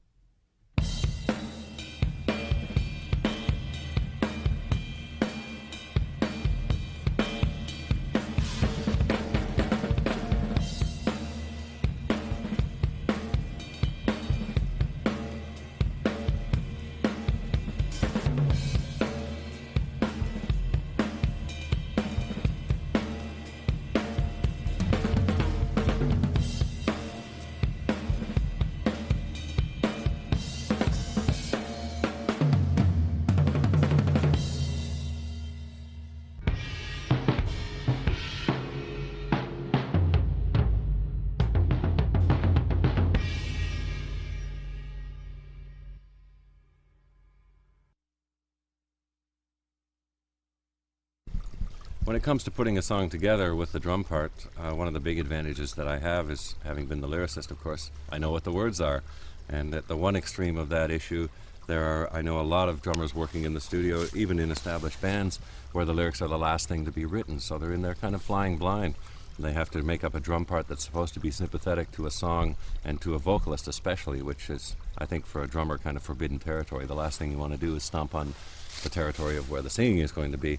So in my case, at least, that's one thing I know. Before I know what the drum part is, I know what the lyrics are going to be, so it allows me to frame them and to be more adventurous, too. Again, it allows me to take chances beyond playing it safe and beyond keeping it simple, because I know where I can punch up behind the vocals. Where he's going to fall rhythmically is a place that maybe I can do something to support it or to give a strange turnaround or twist on it. And when it comes to putting in fills, again, it's kind of a sacrosanct thing that I don't play fills under a singing part. It's just something like a soloist too. You don't want to go mucking with somebody's little spotlight. So when it's fills involved in a chorus, transitions or anything like that, I can always frame the vocals in them rather than having to be intrusive. So it's an opportunity for me to know how the whole song is going to be in the end, which I know for a lot of drummers don't pay attention to vocals and at their peril, because it's really what a lot of the music stems from. Of course, it's words and music. And the other extreme, as I said, unfortunately a lot of drummers who have to work without knowing what the lyrics are going to be at all, even if they do care about it. And in my case, at least, I have the opportunity to marry the both of them from the beginning. Keep it simple, stupid. Don't you really love to hear that? KISS. To me, that often leads to LOVE. Leave out virtually everything, so that you're not allowed to be creative or to add something to the band's music because you're the lowly drummer, the lowly timekeeper. Seems to me what we should be looking for is MUSIC. Make up something interesting and complimentary. Serve the song, serve the music, but by all means try to be creative and imaginative in how you affect it. Simplicity can be beautiful, complexity can be beautiful, and equally, both can also be not beautiful. In the hands of a master, simplicity can be a gorgeous thing. If you think of drummers like Steve Gadd or Bernard Purdie, when they play something simply, it's with the conviction, the confidence, the knowledge and ability of a master, and consequently it communicates itself in quite a different way from somebody who's playing something simple because it's all they know. And those people equally will be likely to say that, hey man, less is more. But really, less is only and always less. what we like to say in the band, that less costs more. In other words, if you're going to do something simple and be minimalistic about it, then it better be exceptionally great. And this is true, I think, throughout the arts. If you think of Picasso, for instance, as a wonderful painter, but also as a wonderful drawer, and he could do a few lines in a gestural line drawing that would capture the essence of beauty, and that's the essence of what simplicity can be. But at the same time, something more complex, something more overwrought, more involved, more imagination, more ideas. What's wrong with that? My take on all of this is that the apprentice takes something easy and makes it look difficult, while the master takes the impossible and makes it look easy.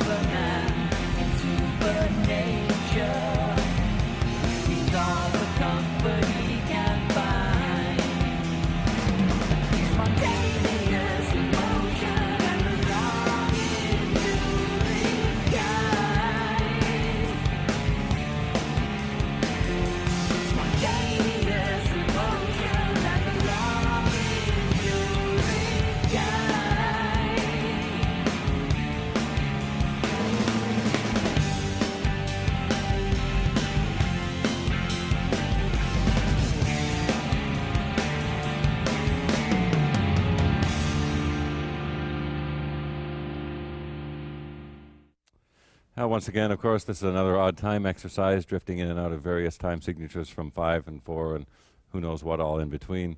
Truth to tell, I never did stop to figure them out. I figured, as with one of the other tunes, that it was better for me just to learn to feel the time, learn to feel where the bar lines fall and how I can rhythmically enhance them without stopping to break it down mathematically. So the whole intro section, in which actually all three of us are just playing the punches against a fugue kind of approach of the keyboard, drifting in and out over top of them, I just learned the feel of that melodically and rhythmically so that I could feel it through and play it. The hi-hat stays steady all the way through that, so there's no jaggedness or roughness. It's all syncopated around a common pulse. And then there are places in this where the 5/4 sections come, where I've chosen sometimes to treat them as very jagged, like right off the top, where it's so it suggests that automatically.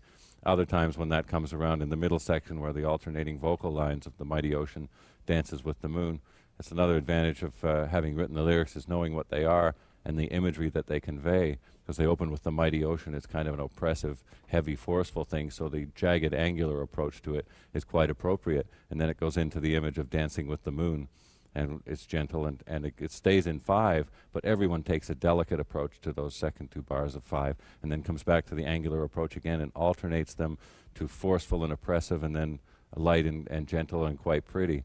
So it makes a contrast of one type signature is going through there. We make a choice to treat it as an angular and jagged thing, or to treat it as a smooth thing and try to gloss over the fact that it's even an odd time signature at all. So I'm just going to go through the physical exercise of playing those two back to back, because it also illustrates the body language that you go for in going for those. And I'm putting an angular, jagged approach into playing those sections that are that way. And then for the lighter, gentler ones, I'm just kind of drifting along on top of the beat and trying not to intrude. Just let it drift through and make it feel as smooth, as gentle, and as much like dancing with the moon as I can.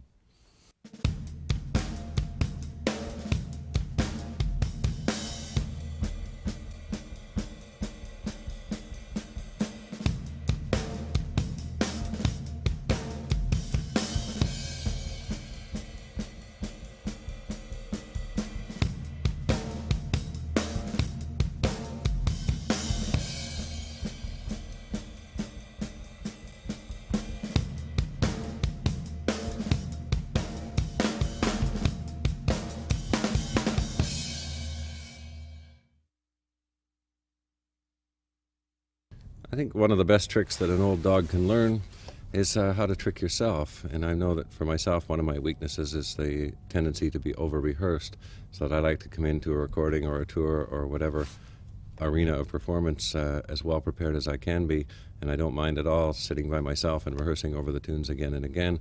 But of course, when it's dealing with recording where you want to catch the freshness of a performance, there's a danger of becoming stale and over-rehearsing the part beyond any sense of spontaneity or even any spark of passion in it.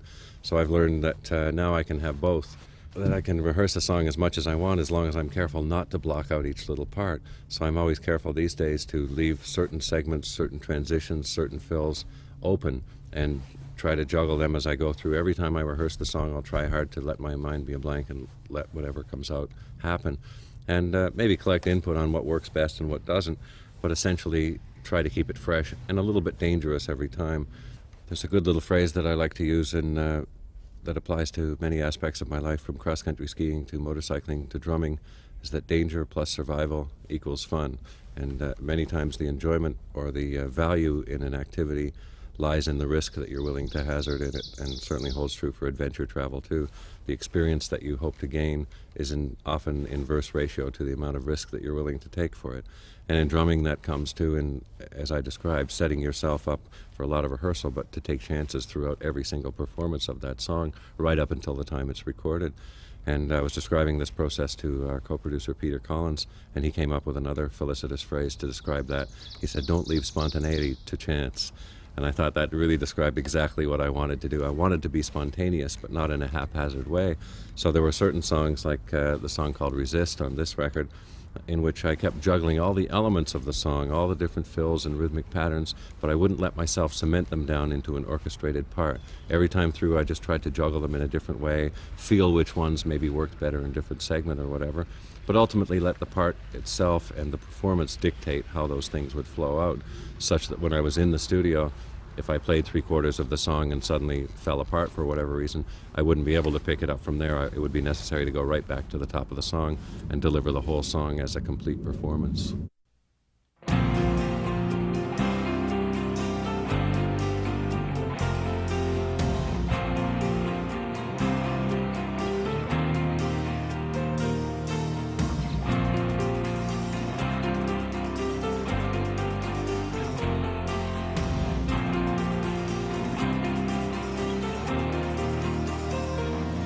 I can learn to resist anything but temptation. I can learn to coexist with anything but pain. I can learn to compromise anything but my desires. I can learn to get along with all the things I can't explain.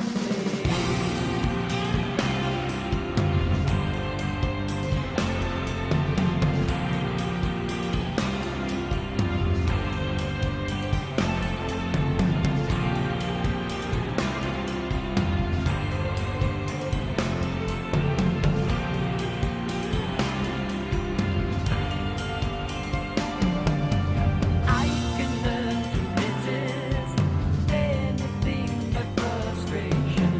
I can learn to persist with anything but aching love. I can learn to close my eyes to anything but injustice. I can learn to get along with all the things I don't know.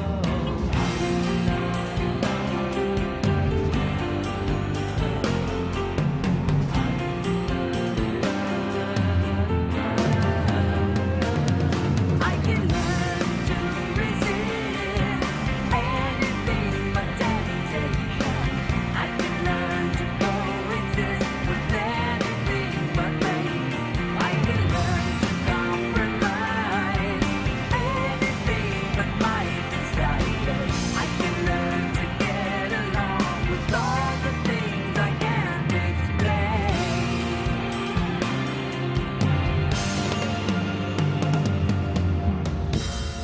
You can surrender without a prayer, but never really pray. Pray without surrender. You can fight without ever winning, but never ever win without a fight.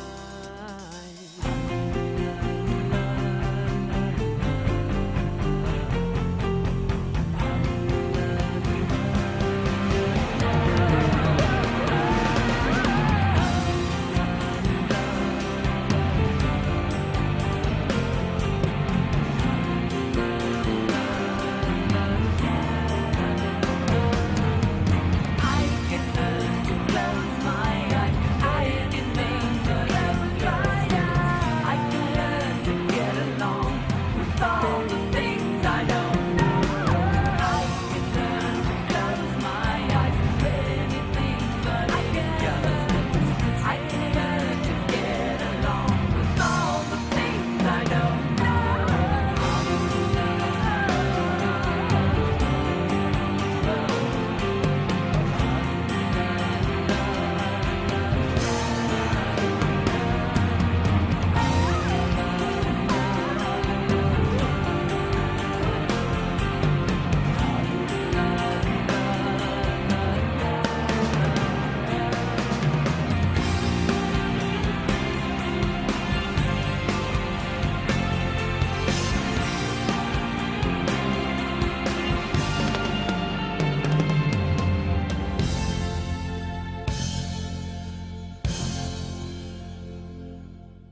Well, here's another example of a lot of orchestrating work to do for me in conceiving a drum part for this song when I heard it basically as a demo. Incidentally, I made my debut on hammer dulcimer on this, playing the parts along with the piano sequence.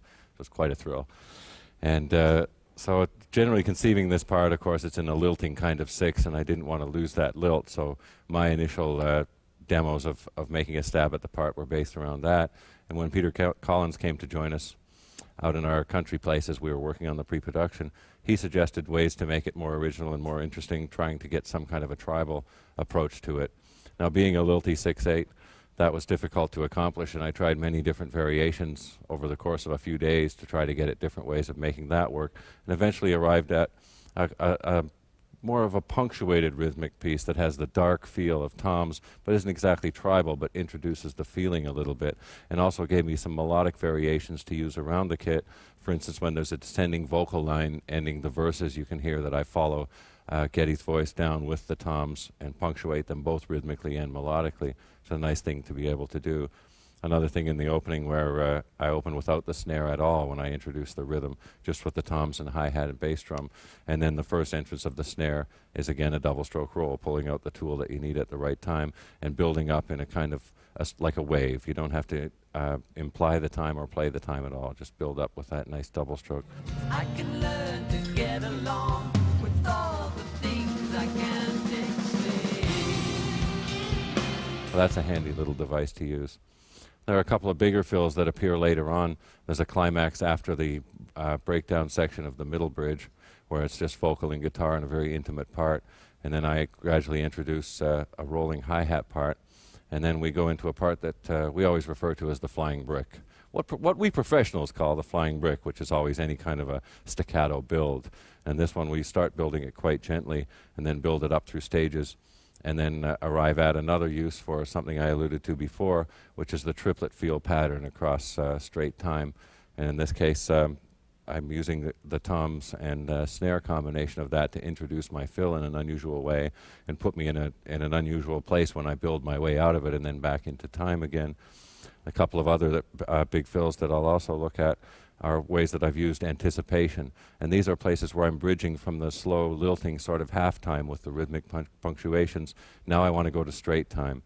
I'm going to be playing 4/6 in these two sections of the song, which is something that, again, our band does a lot and has for years, that there'll be 6 songs that are in 6, but we'll choose to play straight time over top of them, and it allows you to have a rock feel over top of what could be essentially a lilting rhythm.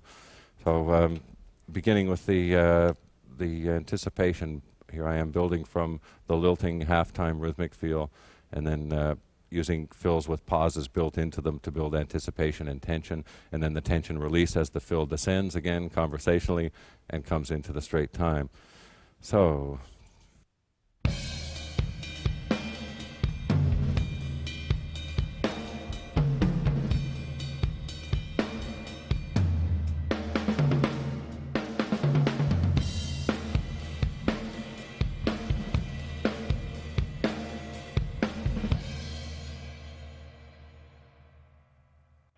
and finally, the flying brick builds up where I've used the triplet feel to set me up for a flow out of it, and then a release into the halftime. So it was calling for quite a different transition that I wanted to make. So as a consequence, I've approached it differently, both rhythmically and into the construction of it.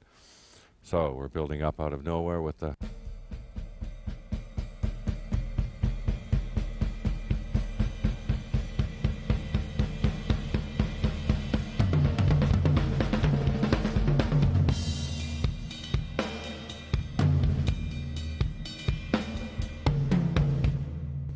etc.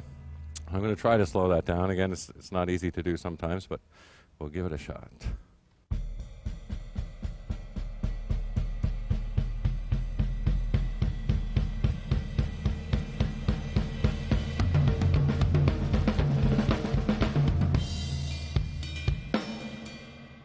Don't leave spontaneity to chance, and it's the way I really approach this whole performance. And even the fills that I'm demonstrating, they evolved out of a lack of planning, really. I had just juggled them every time I rehearsed the song and played through it, worked over my arrangement. I would let these things happen and literally just kind of close my eyes and close my brain and see what would happen. And the ultimate performance becomes something that builds out of itself and becomes an organic flow that I couldn't interrupt or join halfway through. All of these fills had to happen as a consequence of each other and as a consequence of the spirit of the performance, given the good tension of the studio that drives you always that little bit extra higher. I've alluded before to the hi-hat, to the triplet ride pattern that I use sometimes just as a silent little pulse leveler, something to keep the lilt happening. Now here in 6/8 I have a lilt that's overt, so I'm using that triplet ride as a key part of the rhythm. It also contributes to the lilt in an implicit way, but in this case I've been explicit with it and let it be a riding part of it.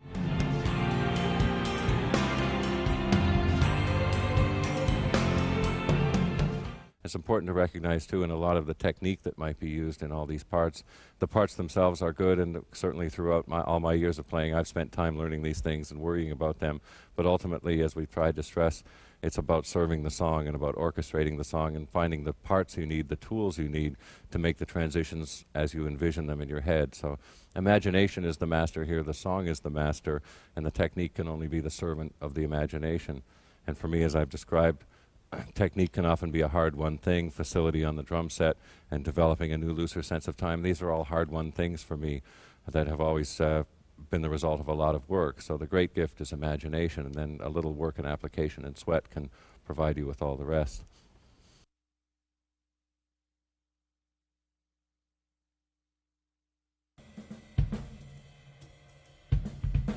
Yeah, well, here I am doing my warm-up routine. It's part of my practice routine every day as well. Or if I'm rehearsing for a session or doing recording, whatever, I like to come in and get both loosened up and warmed up. And this is based on one of the earliest exercises that Freddie gave me, just a simple triplet pattern on ride and snare with these little syncopations added in. And it's really designed from his point of view to develop a time feel, as I've discussed about getting a pulse rather than a metrical feel toward time. So this is getting me into that groove, and then to keep myself interested, because I get bored easily, I introduce a lot of variations just to play with things in time, always rooted to the hi-hat and rooted to that pulse time feel.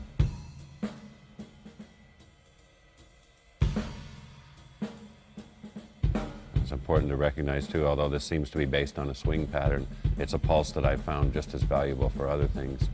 And learning how to swing has everything to do with learning how to rock.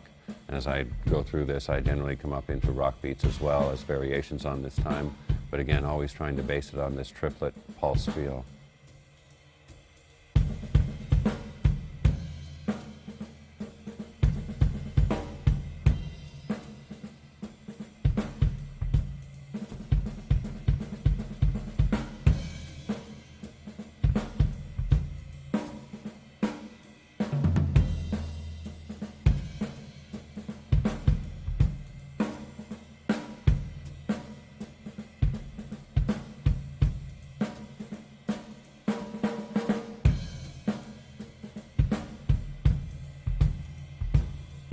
Now in each day's rehearsal session or each day's warm-up, this is kind of a little voyage of discovery too. I'm constantly discovering new permutations, new syncopations, new ways to get accents, some of them that I've been using for years, but not quite in this context of being so rooted to the hi-hat and again to the pulse feel of time.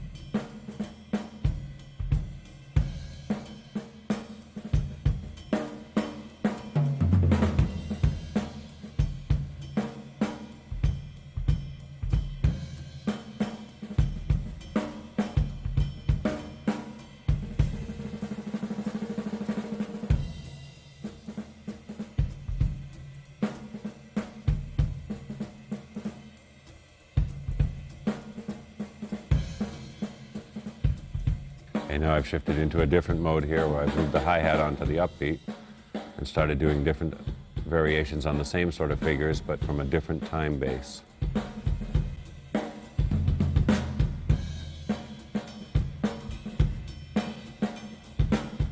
Here combining the upbeat hi-hat feel of a swing pattern and yet playing downbeats on the snare and ride patterns as if in a rock beat.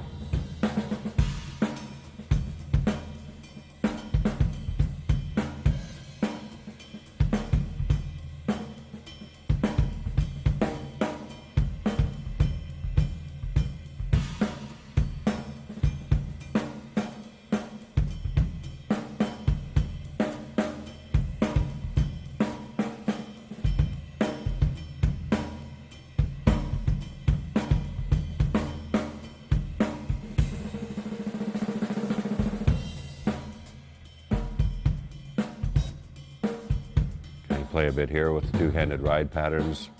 Again, still keeping the pulse of the upbeat foot hi-hat.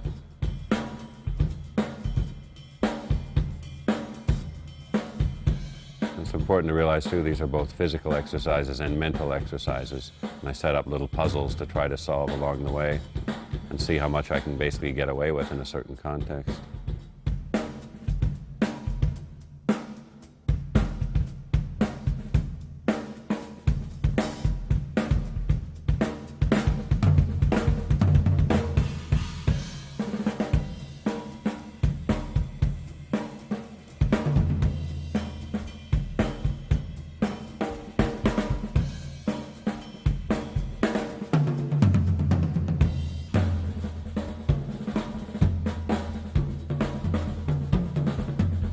Just kind of exploring all over the place, seeing what I can do while still being rooted to that pulse feel.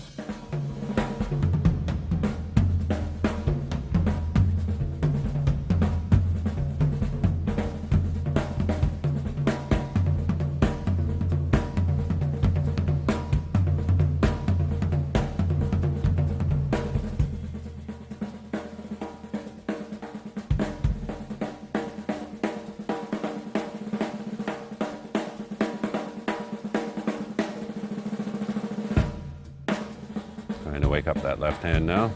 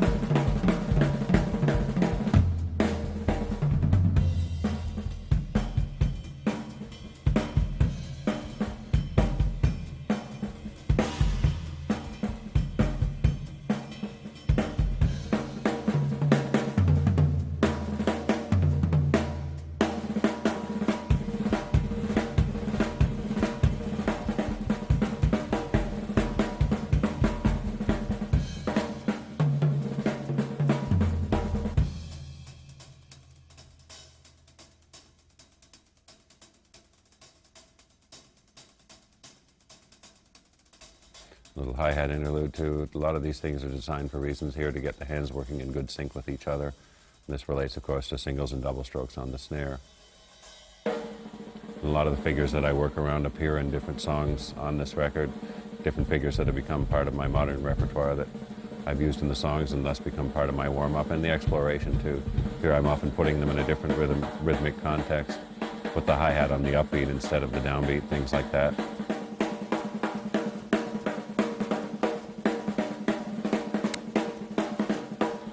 See the hands starting to get warmed up now, willing to do some work.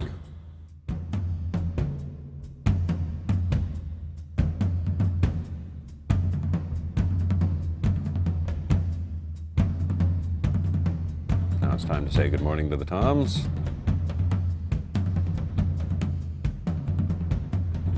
Good stuff for shoulders and arms here, the crossovers. Get everything loosened up right up into the shoulders.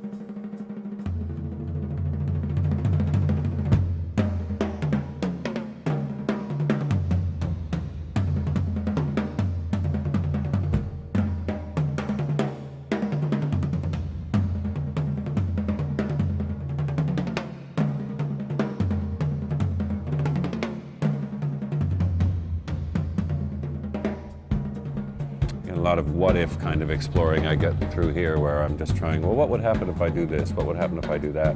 If I set up a rhythmic tom sort of open snare effect and then just go wild, just see where I can go with it.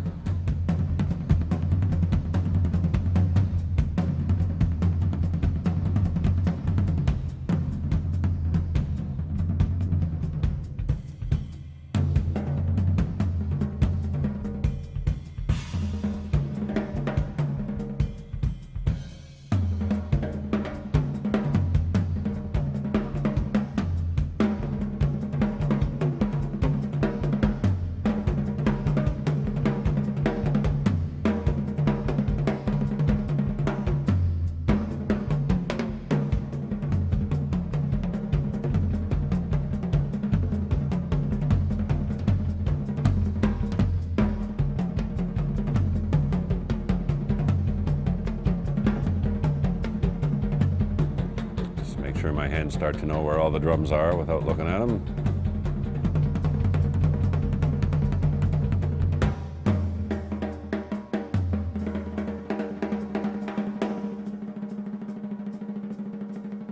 Another check on how the single stroke's coming along that day.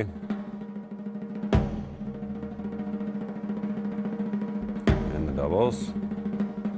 But the single's always the barometer for me. I know when I can get it really smooth and fast, that's when I'm warmed up.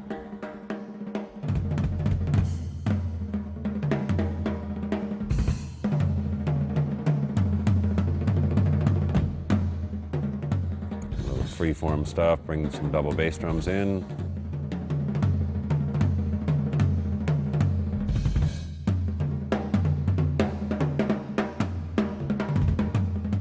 Starting to get around the kit a little better now.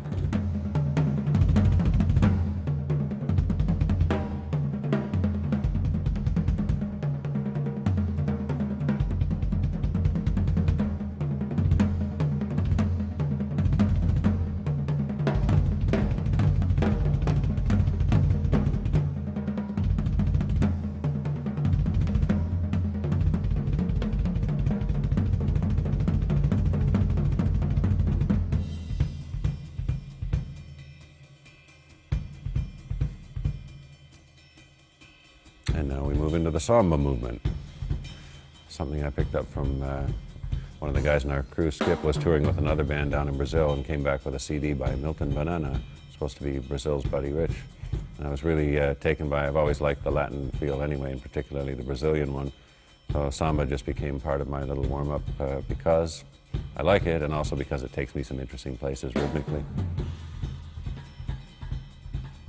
A little skipping along bass drum against the hi-hat, and then alternate syncopations with side stick toms and ride cymbal, of course.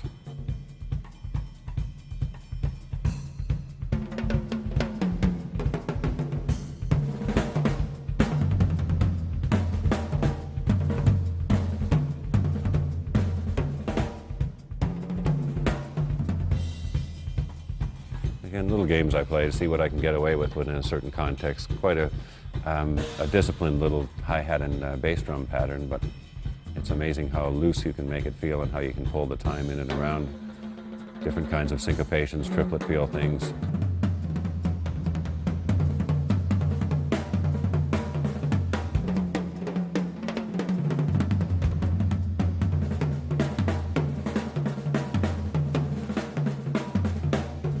Again, under all this noise, that pulse keeps going on.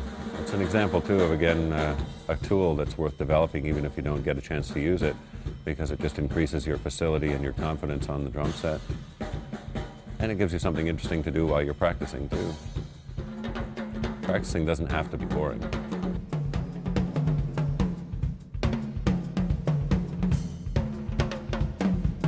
A more angular approach, again, keeping that same samba pulse. Now we take a rock stab at it. I shall use this one day in a song.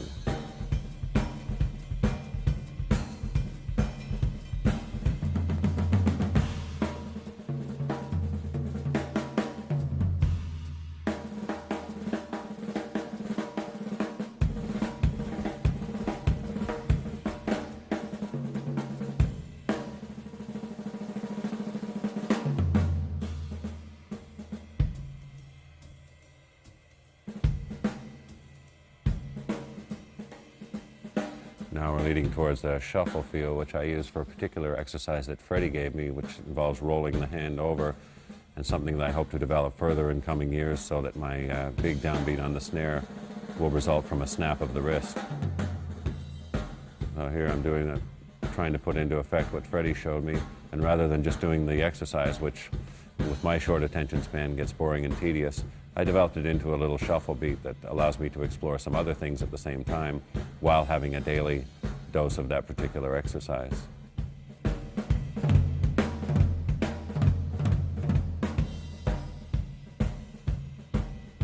I'll push and pull the time around while I'm doing it and seeing what feels good and what's nice to play and what else I can get away with in that same context.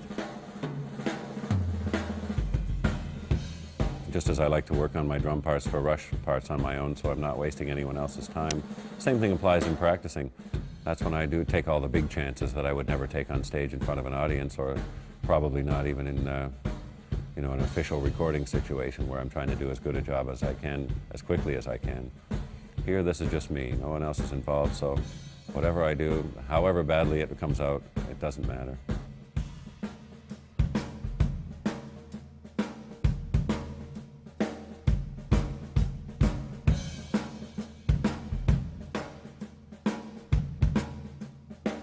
I usually tend to play this a little faster than a shuffle needs to be, but just because I work on that left hand exercise, and if I do it a little faster, of course, it's a little more effective as an exercise.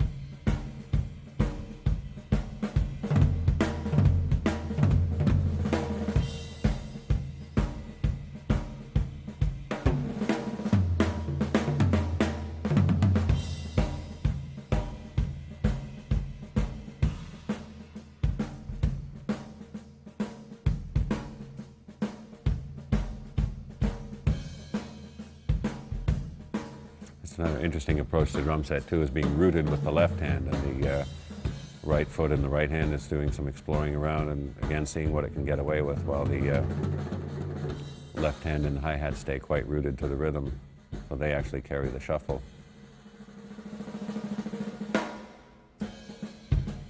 And then back again to Freddie's original exercise, settle me into the pulse.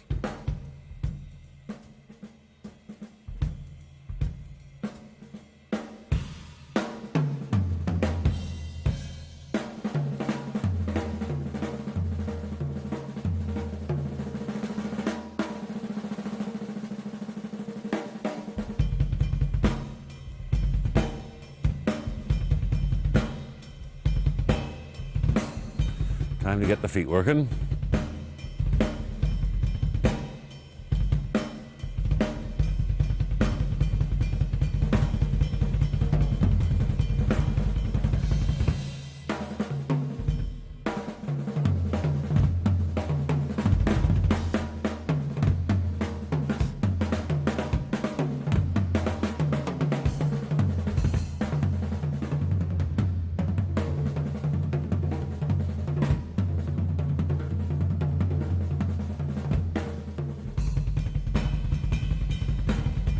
Little 7.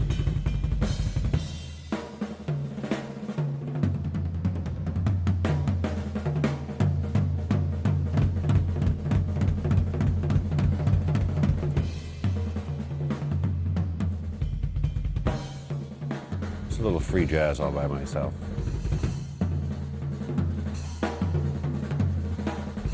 Again, working on all the little tools though that I want to be able to apply later in the day if I'm going to be recording or rehearsing the tunes or whatever. These are all things that I need as part of that.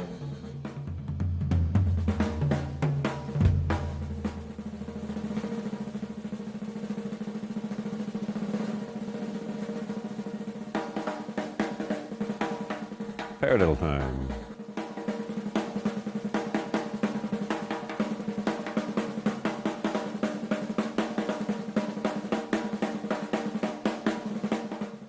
good rudimentary workout is always a good thing.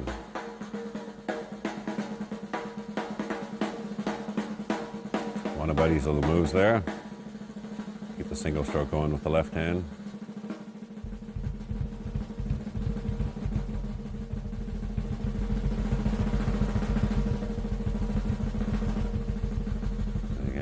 Just doing a little barometric check on myself, see how that single stroke's coming along today. Oh, I'm going to play time. Well, we all have to do it sometimes. Not for long, though. There'll be lots of time playing later when I have to get serious for the job.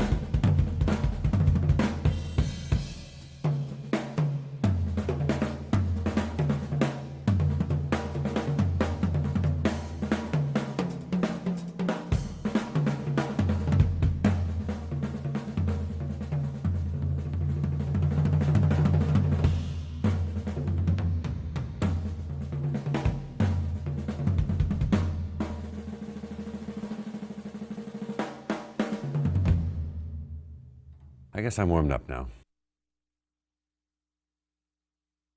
A writer friend of mine introduced me to the original meaning of the term masterpiece. It seems that in medieval times, in the days of the craftsmen and hand workers, whether you were a carver or a painter or any kind of the artisans in the crafts, you would have to serve a long apprenticeship, and then eventually you might be allowed to submit a piece of work to the masters and perhaps be accepted among their number. And I thought that was a much nicer take on it, since I consider myself to be an endless apprentice and a perpetual student. For these last 30 years, I've been working towards some kind of understanding and mastery of the instrument.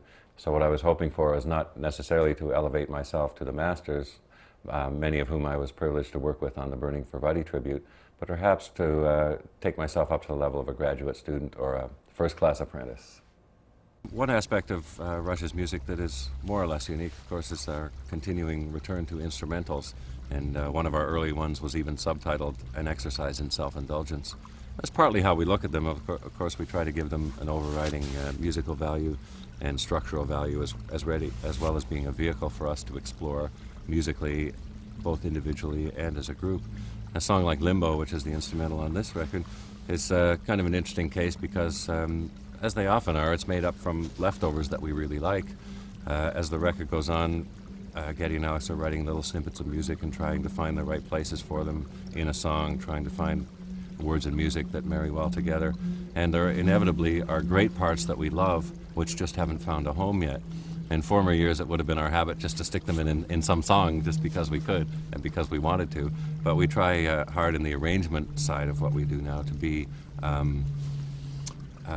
more structured about it, I guess you'd say. So there's much less aimless meandering than in the exploratory part of our career, I guess you'd say, the first 10 years or so, when we were just trying things because we could, and why not? Why wouldn't a guy?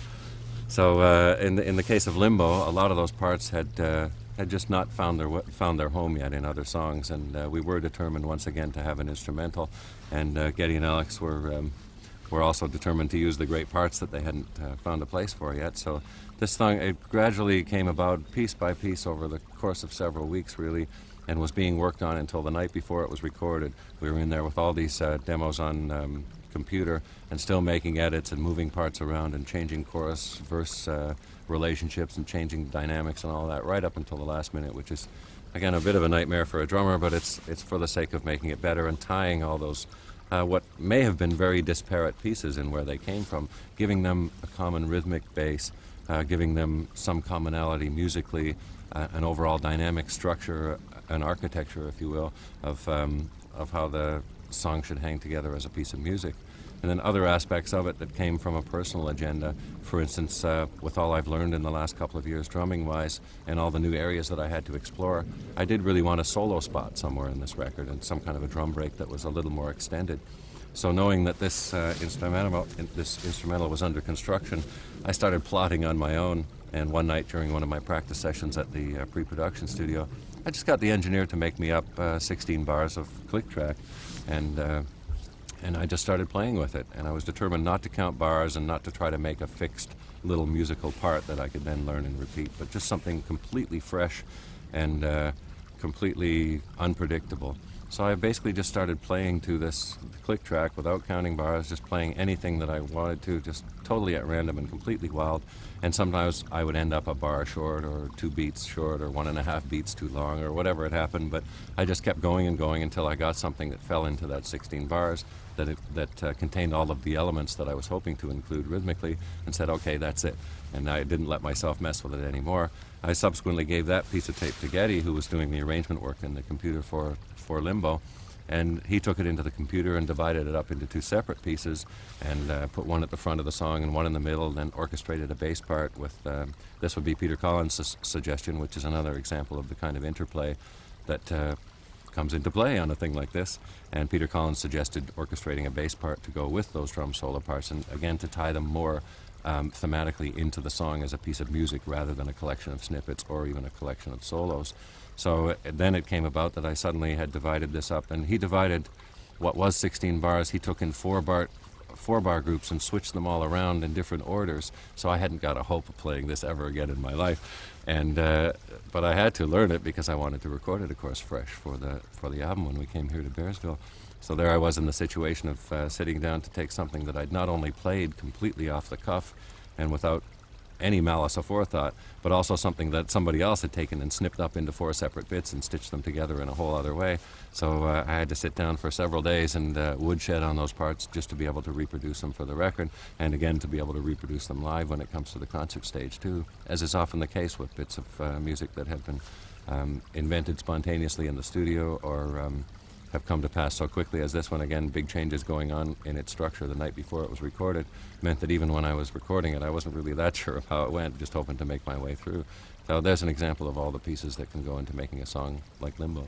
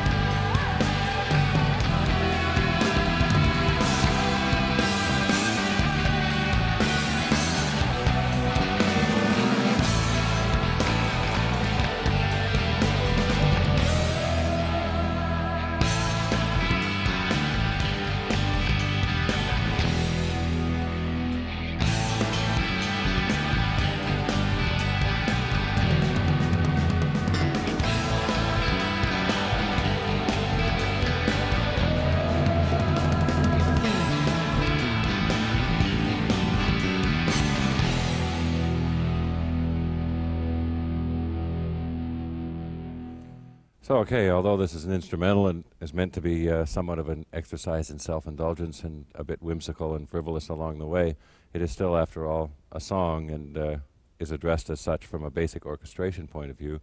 And I had choices to make here and decisions to apply in problem solving and getting from one place to another as smoothly and effectively as possible.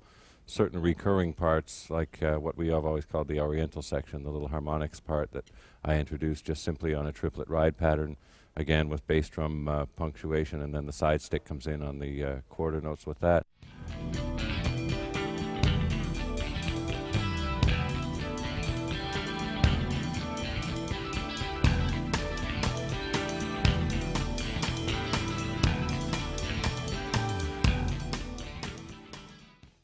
The second time that part comes around, I've given it quite a different effect, almost a tribal, really more of a tabla kind of feel. And again, my tool in this case was paradiddles, to put the sticks in the notes where I wanted them to fall in the figure.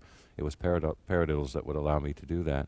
And then the third time that same piece of music comes around, I just had a time feel that comes back on the third and kind of lilts along with it.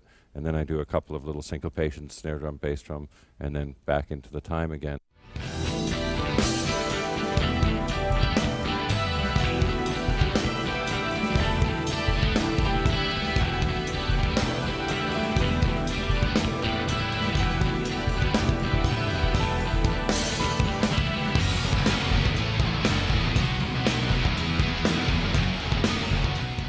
So it's a case where three pieces come up with an atmospheric job to do, and in each case I found a different way to approach it, shift the atmosphere somewhat, but remain true to the needs of the part, what the part dictated it wanted to be, and different possible characters it could be. And the choruses throughout have a kind of a caravan of camels across the desert feel, so again I've been conscious of that and used tom figures as part of my timekeeping rhythm to keep that figure alive. I'm just going to look at a couple of those specifically. The paradiddles, I think, bear examination in the way they break down to make a rhythm like that, and why it could only be a paradiddle that would allow me to have the smoothness and fluidity that I wanted that part to have as a rolling motion, but also put the notes in the places where I wanted them to be melodically. So that comes in with a out of the 4/4 time. 1, 2, 3, 4.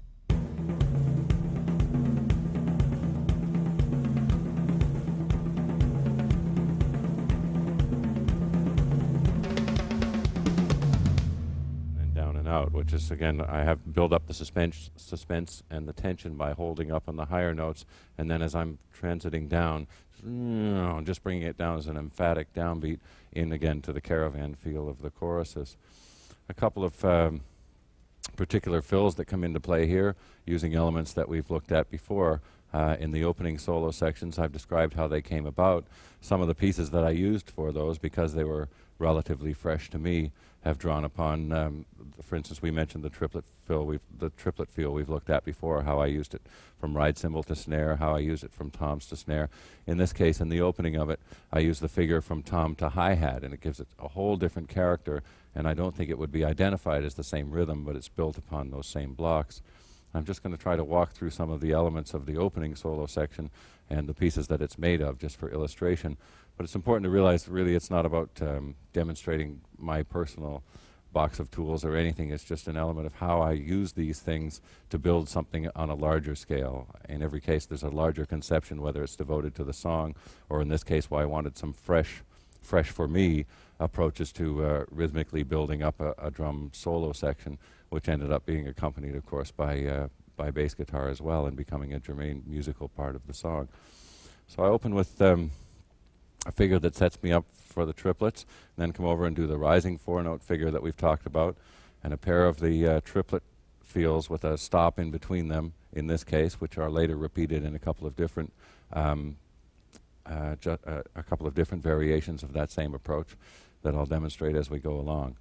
So here, as much as I can break this part down, because it was another gift of spontaneity, but I've been trying to learn the pieces that I put together on that day.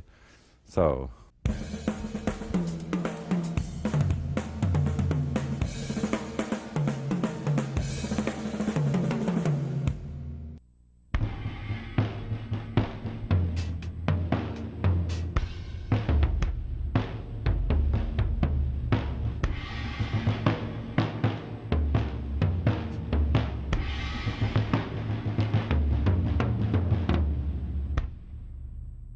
So it can be seen there I've introduced some melody into it as well as some very jagged, angular pieces, smoother triplets, all kinds of elements that have gone together to create what I hoped would be an interesting and ear-catching little piece. And then the second time that comes around, again, I've used some of my new left-hand technique to get double strokes happening alternate to each other on that, then a restatement of the triplet feel. And what I work up to as the climax of this second piece is a thing that I've used over the years. It's a series of four-note groupings that I've described in different contexts sometimes before in songs in the past, reaching right back to YYZ and older instrumentals I've used them in, and quite a lot really throughout, because it's one of my things that I think is my own, and if it's not, I'm treating it as if it were.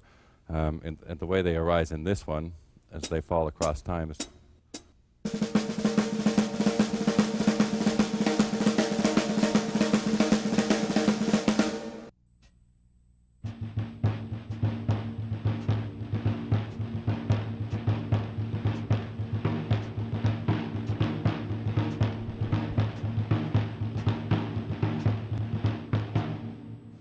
in this case, though, I've introduced a tom note to give them a slightly angular and more unusual feel, and also, again, a way in which I haven't used them before.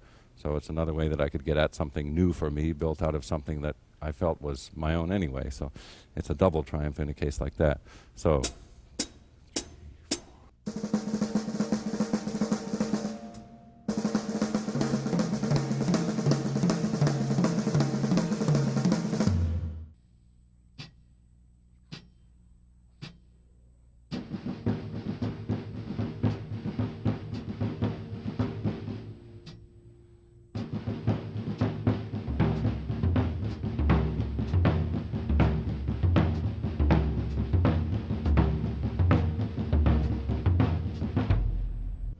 So that's the way that I've chosen to use them, again, as the climax of this piece, and then building tension, and then it releases into just a straight swing ride pattern with standard side stick stuff, and then a couple of little bass drum syncopations. So I'm going to try to walk through that series of events and look at how building blocks that we've looked at before I've brought into play in different ways here, and will again later in the song.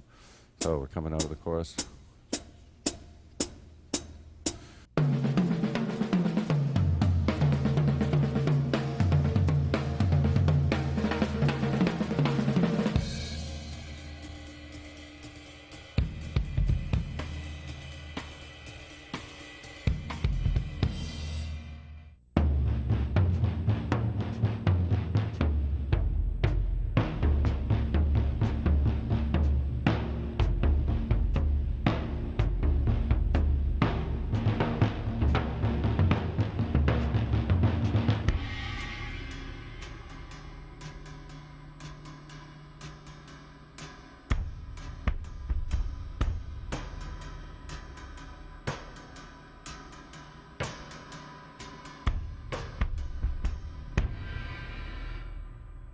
And then on to into the rising dissonant part, again building tension, which will be again released. And in this case, I've used another combination of that four-note grouping, which releases into the third reprise of what we've called the Oriental section, for lack of better terminology. So when I've come out of that, I'll just do a bit of that building pattern in the dissonant section, and then another approach to that four-note groupings, and then coming down into the halftime feel into the third Oriental section. So we're building.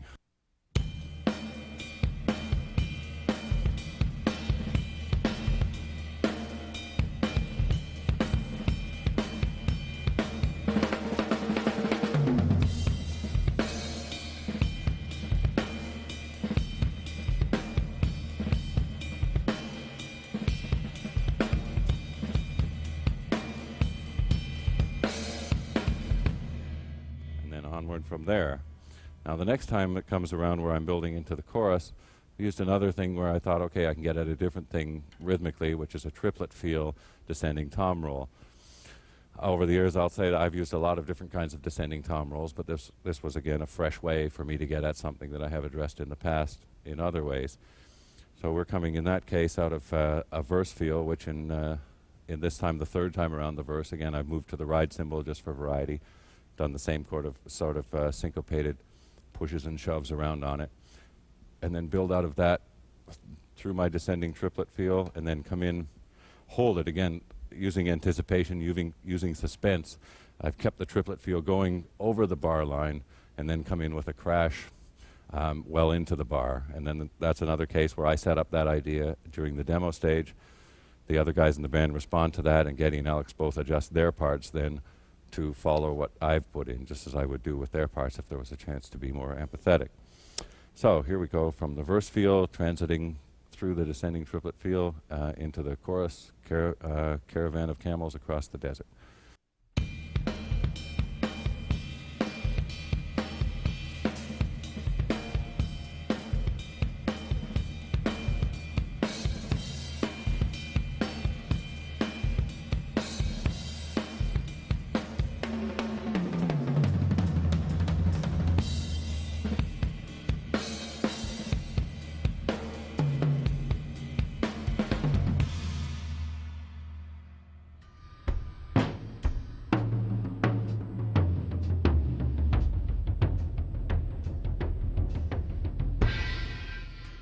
And then onward into the chorus. Now, I mentioned that we're going to come back to the building blocks of these triplets from toms to snare. At the end, we have a series of false endings, which is done partly to amuse ourselves, but also, again, as a different way to do something. So the song actually ends, picks up, ends. So I've left a couple of those blank, again, to capitalize on that tension of the pause, the anticipation of what's going to happen. And then later on, I start filling those in. First, I bring in just a straight triplet one right across the bar line, so it feels a little unusual. And then the last one, I do something that I alluded to before, which is faster triplet feel across the time again, just rising up quickly, starting quiet and building quickly, and then boom, releasing into the very last time of the repeat chorus.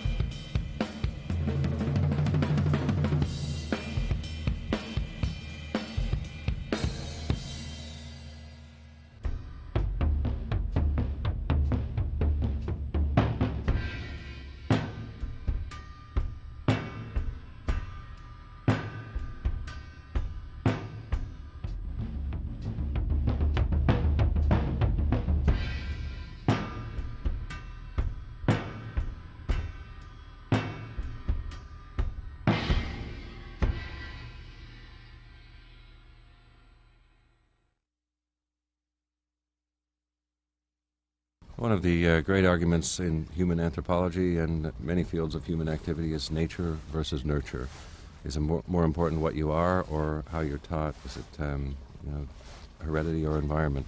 And in drumming, this comes to pass in the divisions that there seem to be between so-called field drummers and academic technical drummers, if you like.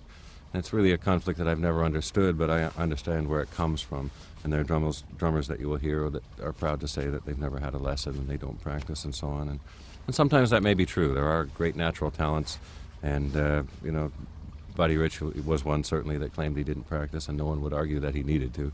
And yet, as my teacher, Freddie Gruber, said about Buddy, he said, when you start playing at 18 months old and you're studying the best drummers in the world from the time you're 3 years old, you don't need drum lessons, you don't need to practice, and that's Buddy. Buddy was a force of nature.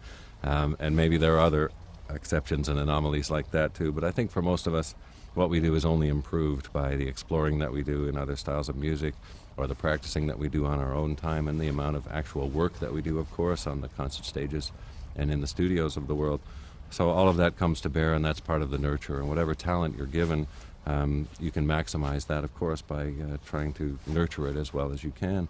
And I have a friend who's a professional baseball player, Warren Cromartie, and I was telling him my story about that in regard to my own drumming, how for me I need to practice and I need to study in order to improve or even get good to begin with.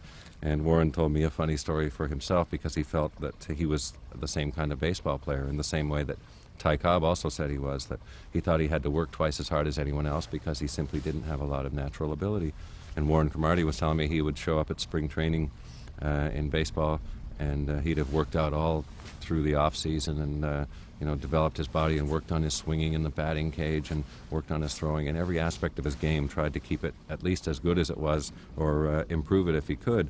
And then he'd show up at spring training, and some of the other players would have been laying around drinking beer all through the off season, and they would just be effortlessly excellent without even trying. And how much it used to make him annoyed, and as it does me too when I think of that, the amount of effort that I have to put in what I do, and how much nicer it would be if it just came. But nevertheless, that is the reality for a lot of us, that it's only hard work that pays off. And I know that for me, when I practice a lot, it makes me better. And it's a trap that Geddy mentioned that just before we did the recording, he'd been practicing, making sure that he had his bass playing facility together. And he came in one day and said, this practicing business is a dirty, rotten trap. You do it for a while, and then you feel yourself getting better, and then you feel like you ought to keep doing it every day.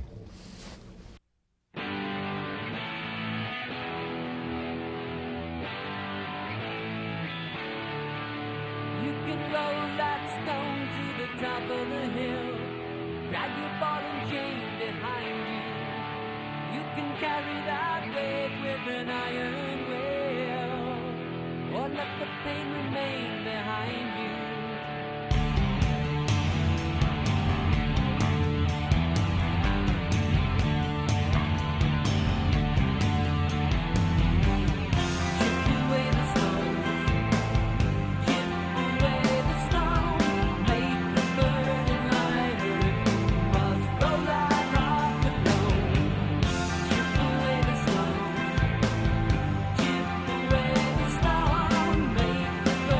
Light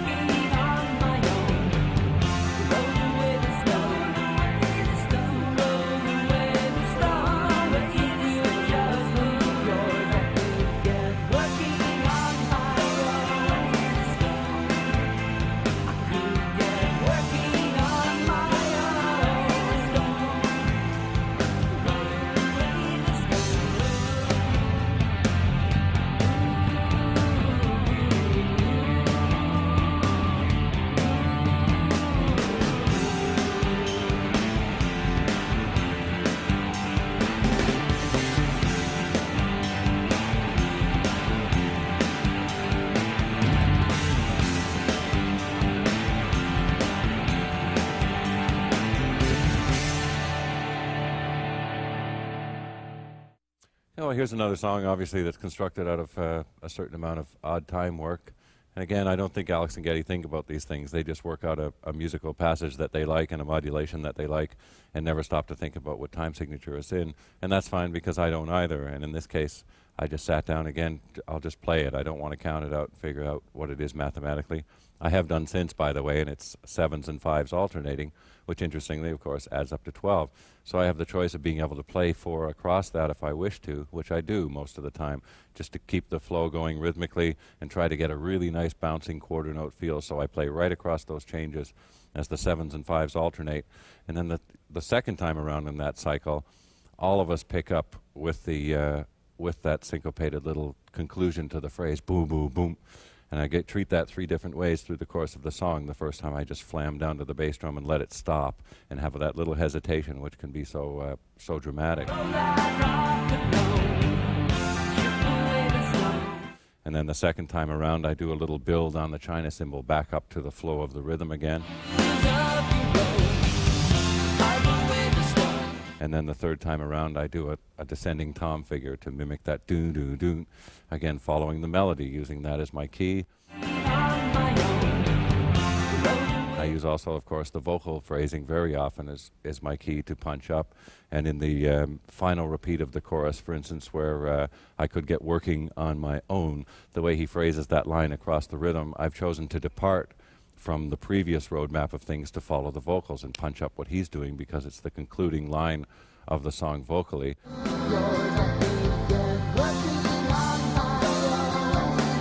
And it's a chance for me to step out into a place where I belong, which is, of course, supporting the singer. A couple of other things that we've alluded to along the way, the double bass drum figures, there's an illustration of that coming up in the at the very last part of the ride out on this song, which is one little fill which I use off of the toms, coming back up into time again, and then ending the whole thing with a flurry of a double bass drum roll with cymbals, because it's the conclusion, which the bass and guitar ended up mimicking because it's the concluding phrase, and it sets the whole song finishes on a very positive note, both rhythmically and melodically. So I'm just going to play through that last section of time where I introduced those 2 bass drum fills, just because, again, it's not something new. It's something we've talked about before, but it's used in a different place and in a different way. And it, again, as I keep stressing, for a purpose that I had in mind, a choice that I made about how to treat this song. Different parts of it, if it's 6, sometimes I'm playing 4 over the 6. Sometimes I let the 6 breathe through a little more. Sometimes I just drive it through. So playing through the concluding ride out of the song.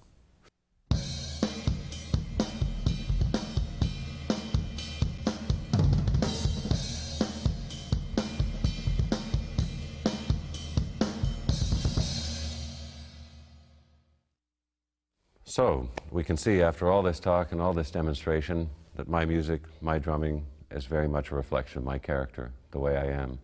I like to be well planned, but at the same time, I like to be spontaneous. Don't leave spontaneity to chance. I like to be organized, but at the same time, I'm restless for change, for movement, for learning, for traveling. That's my essential contradiction. That's my yin and yang. My ideal of life is not a well-ordered environment, not a quiet room with everything in its place, but rather, my dream is to have a well-packed suitcase and to be on my way somewhere interesting. In drumming, as in life, it's the same. You want to have a well-packed suitcase or a well-stocked toolbox and then set off on a journey to somewhere strange and beautiful.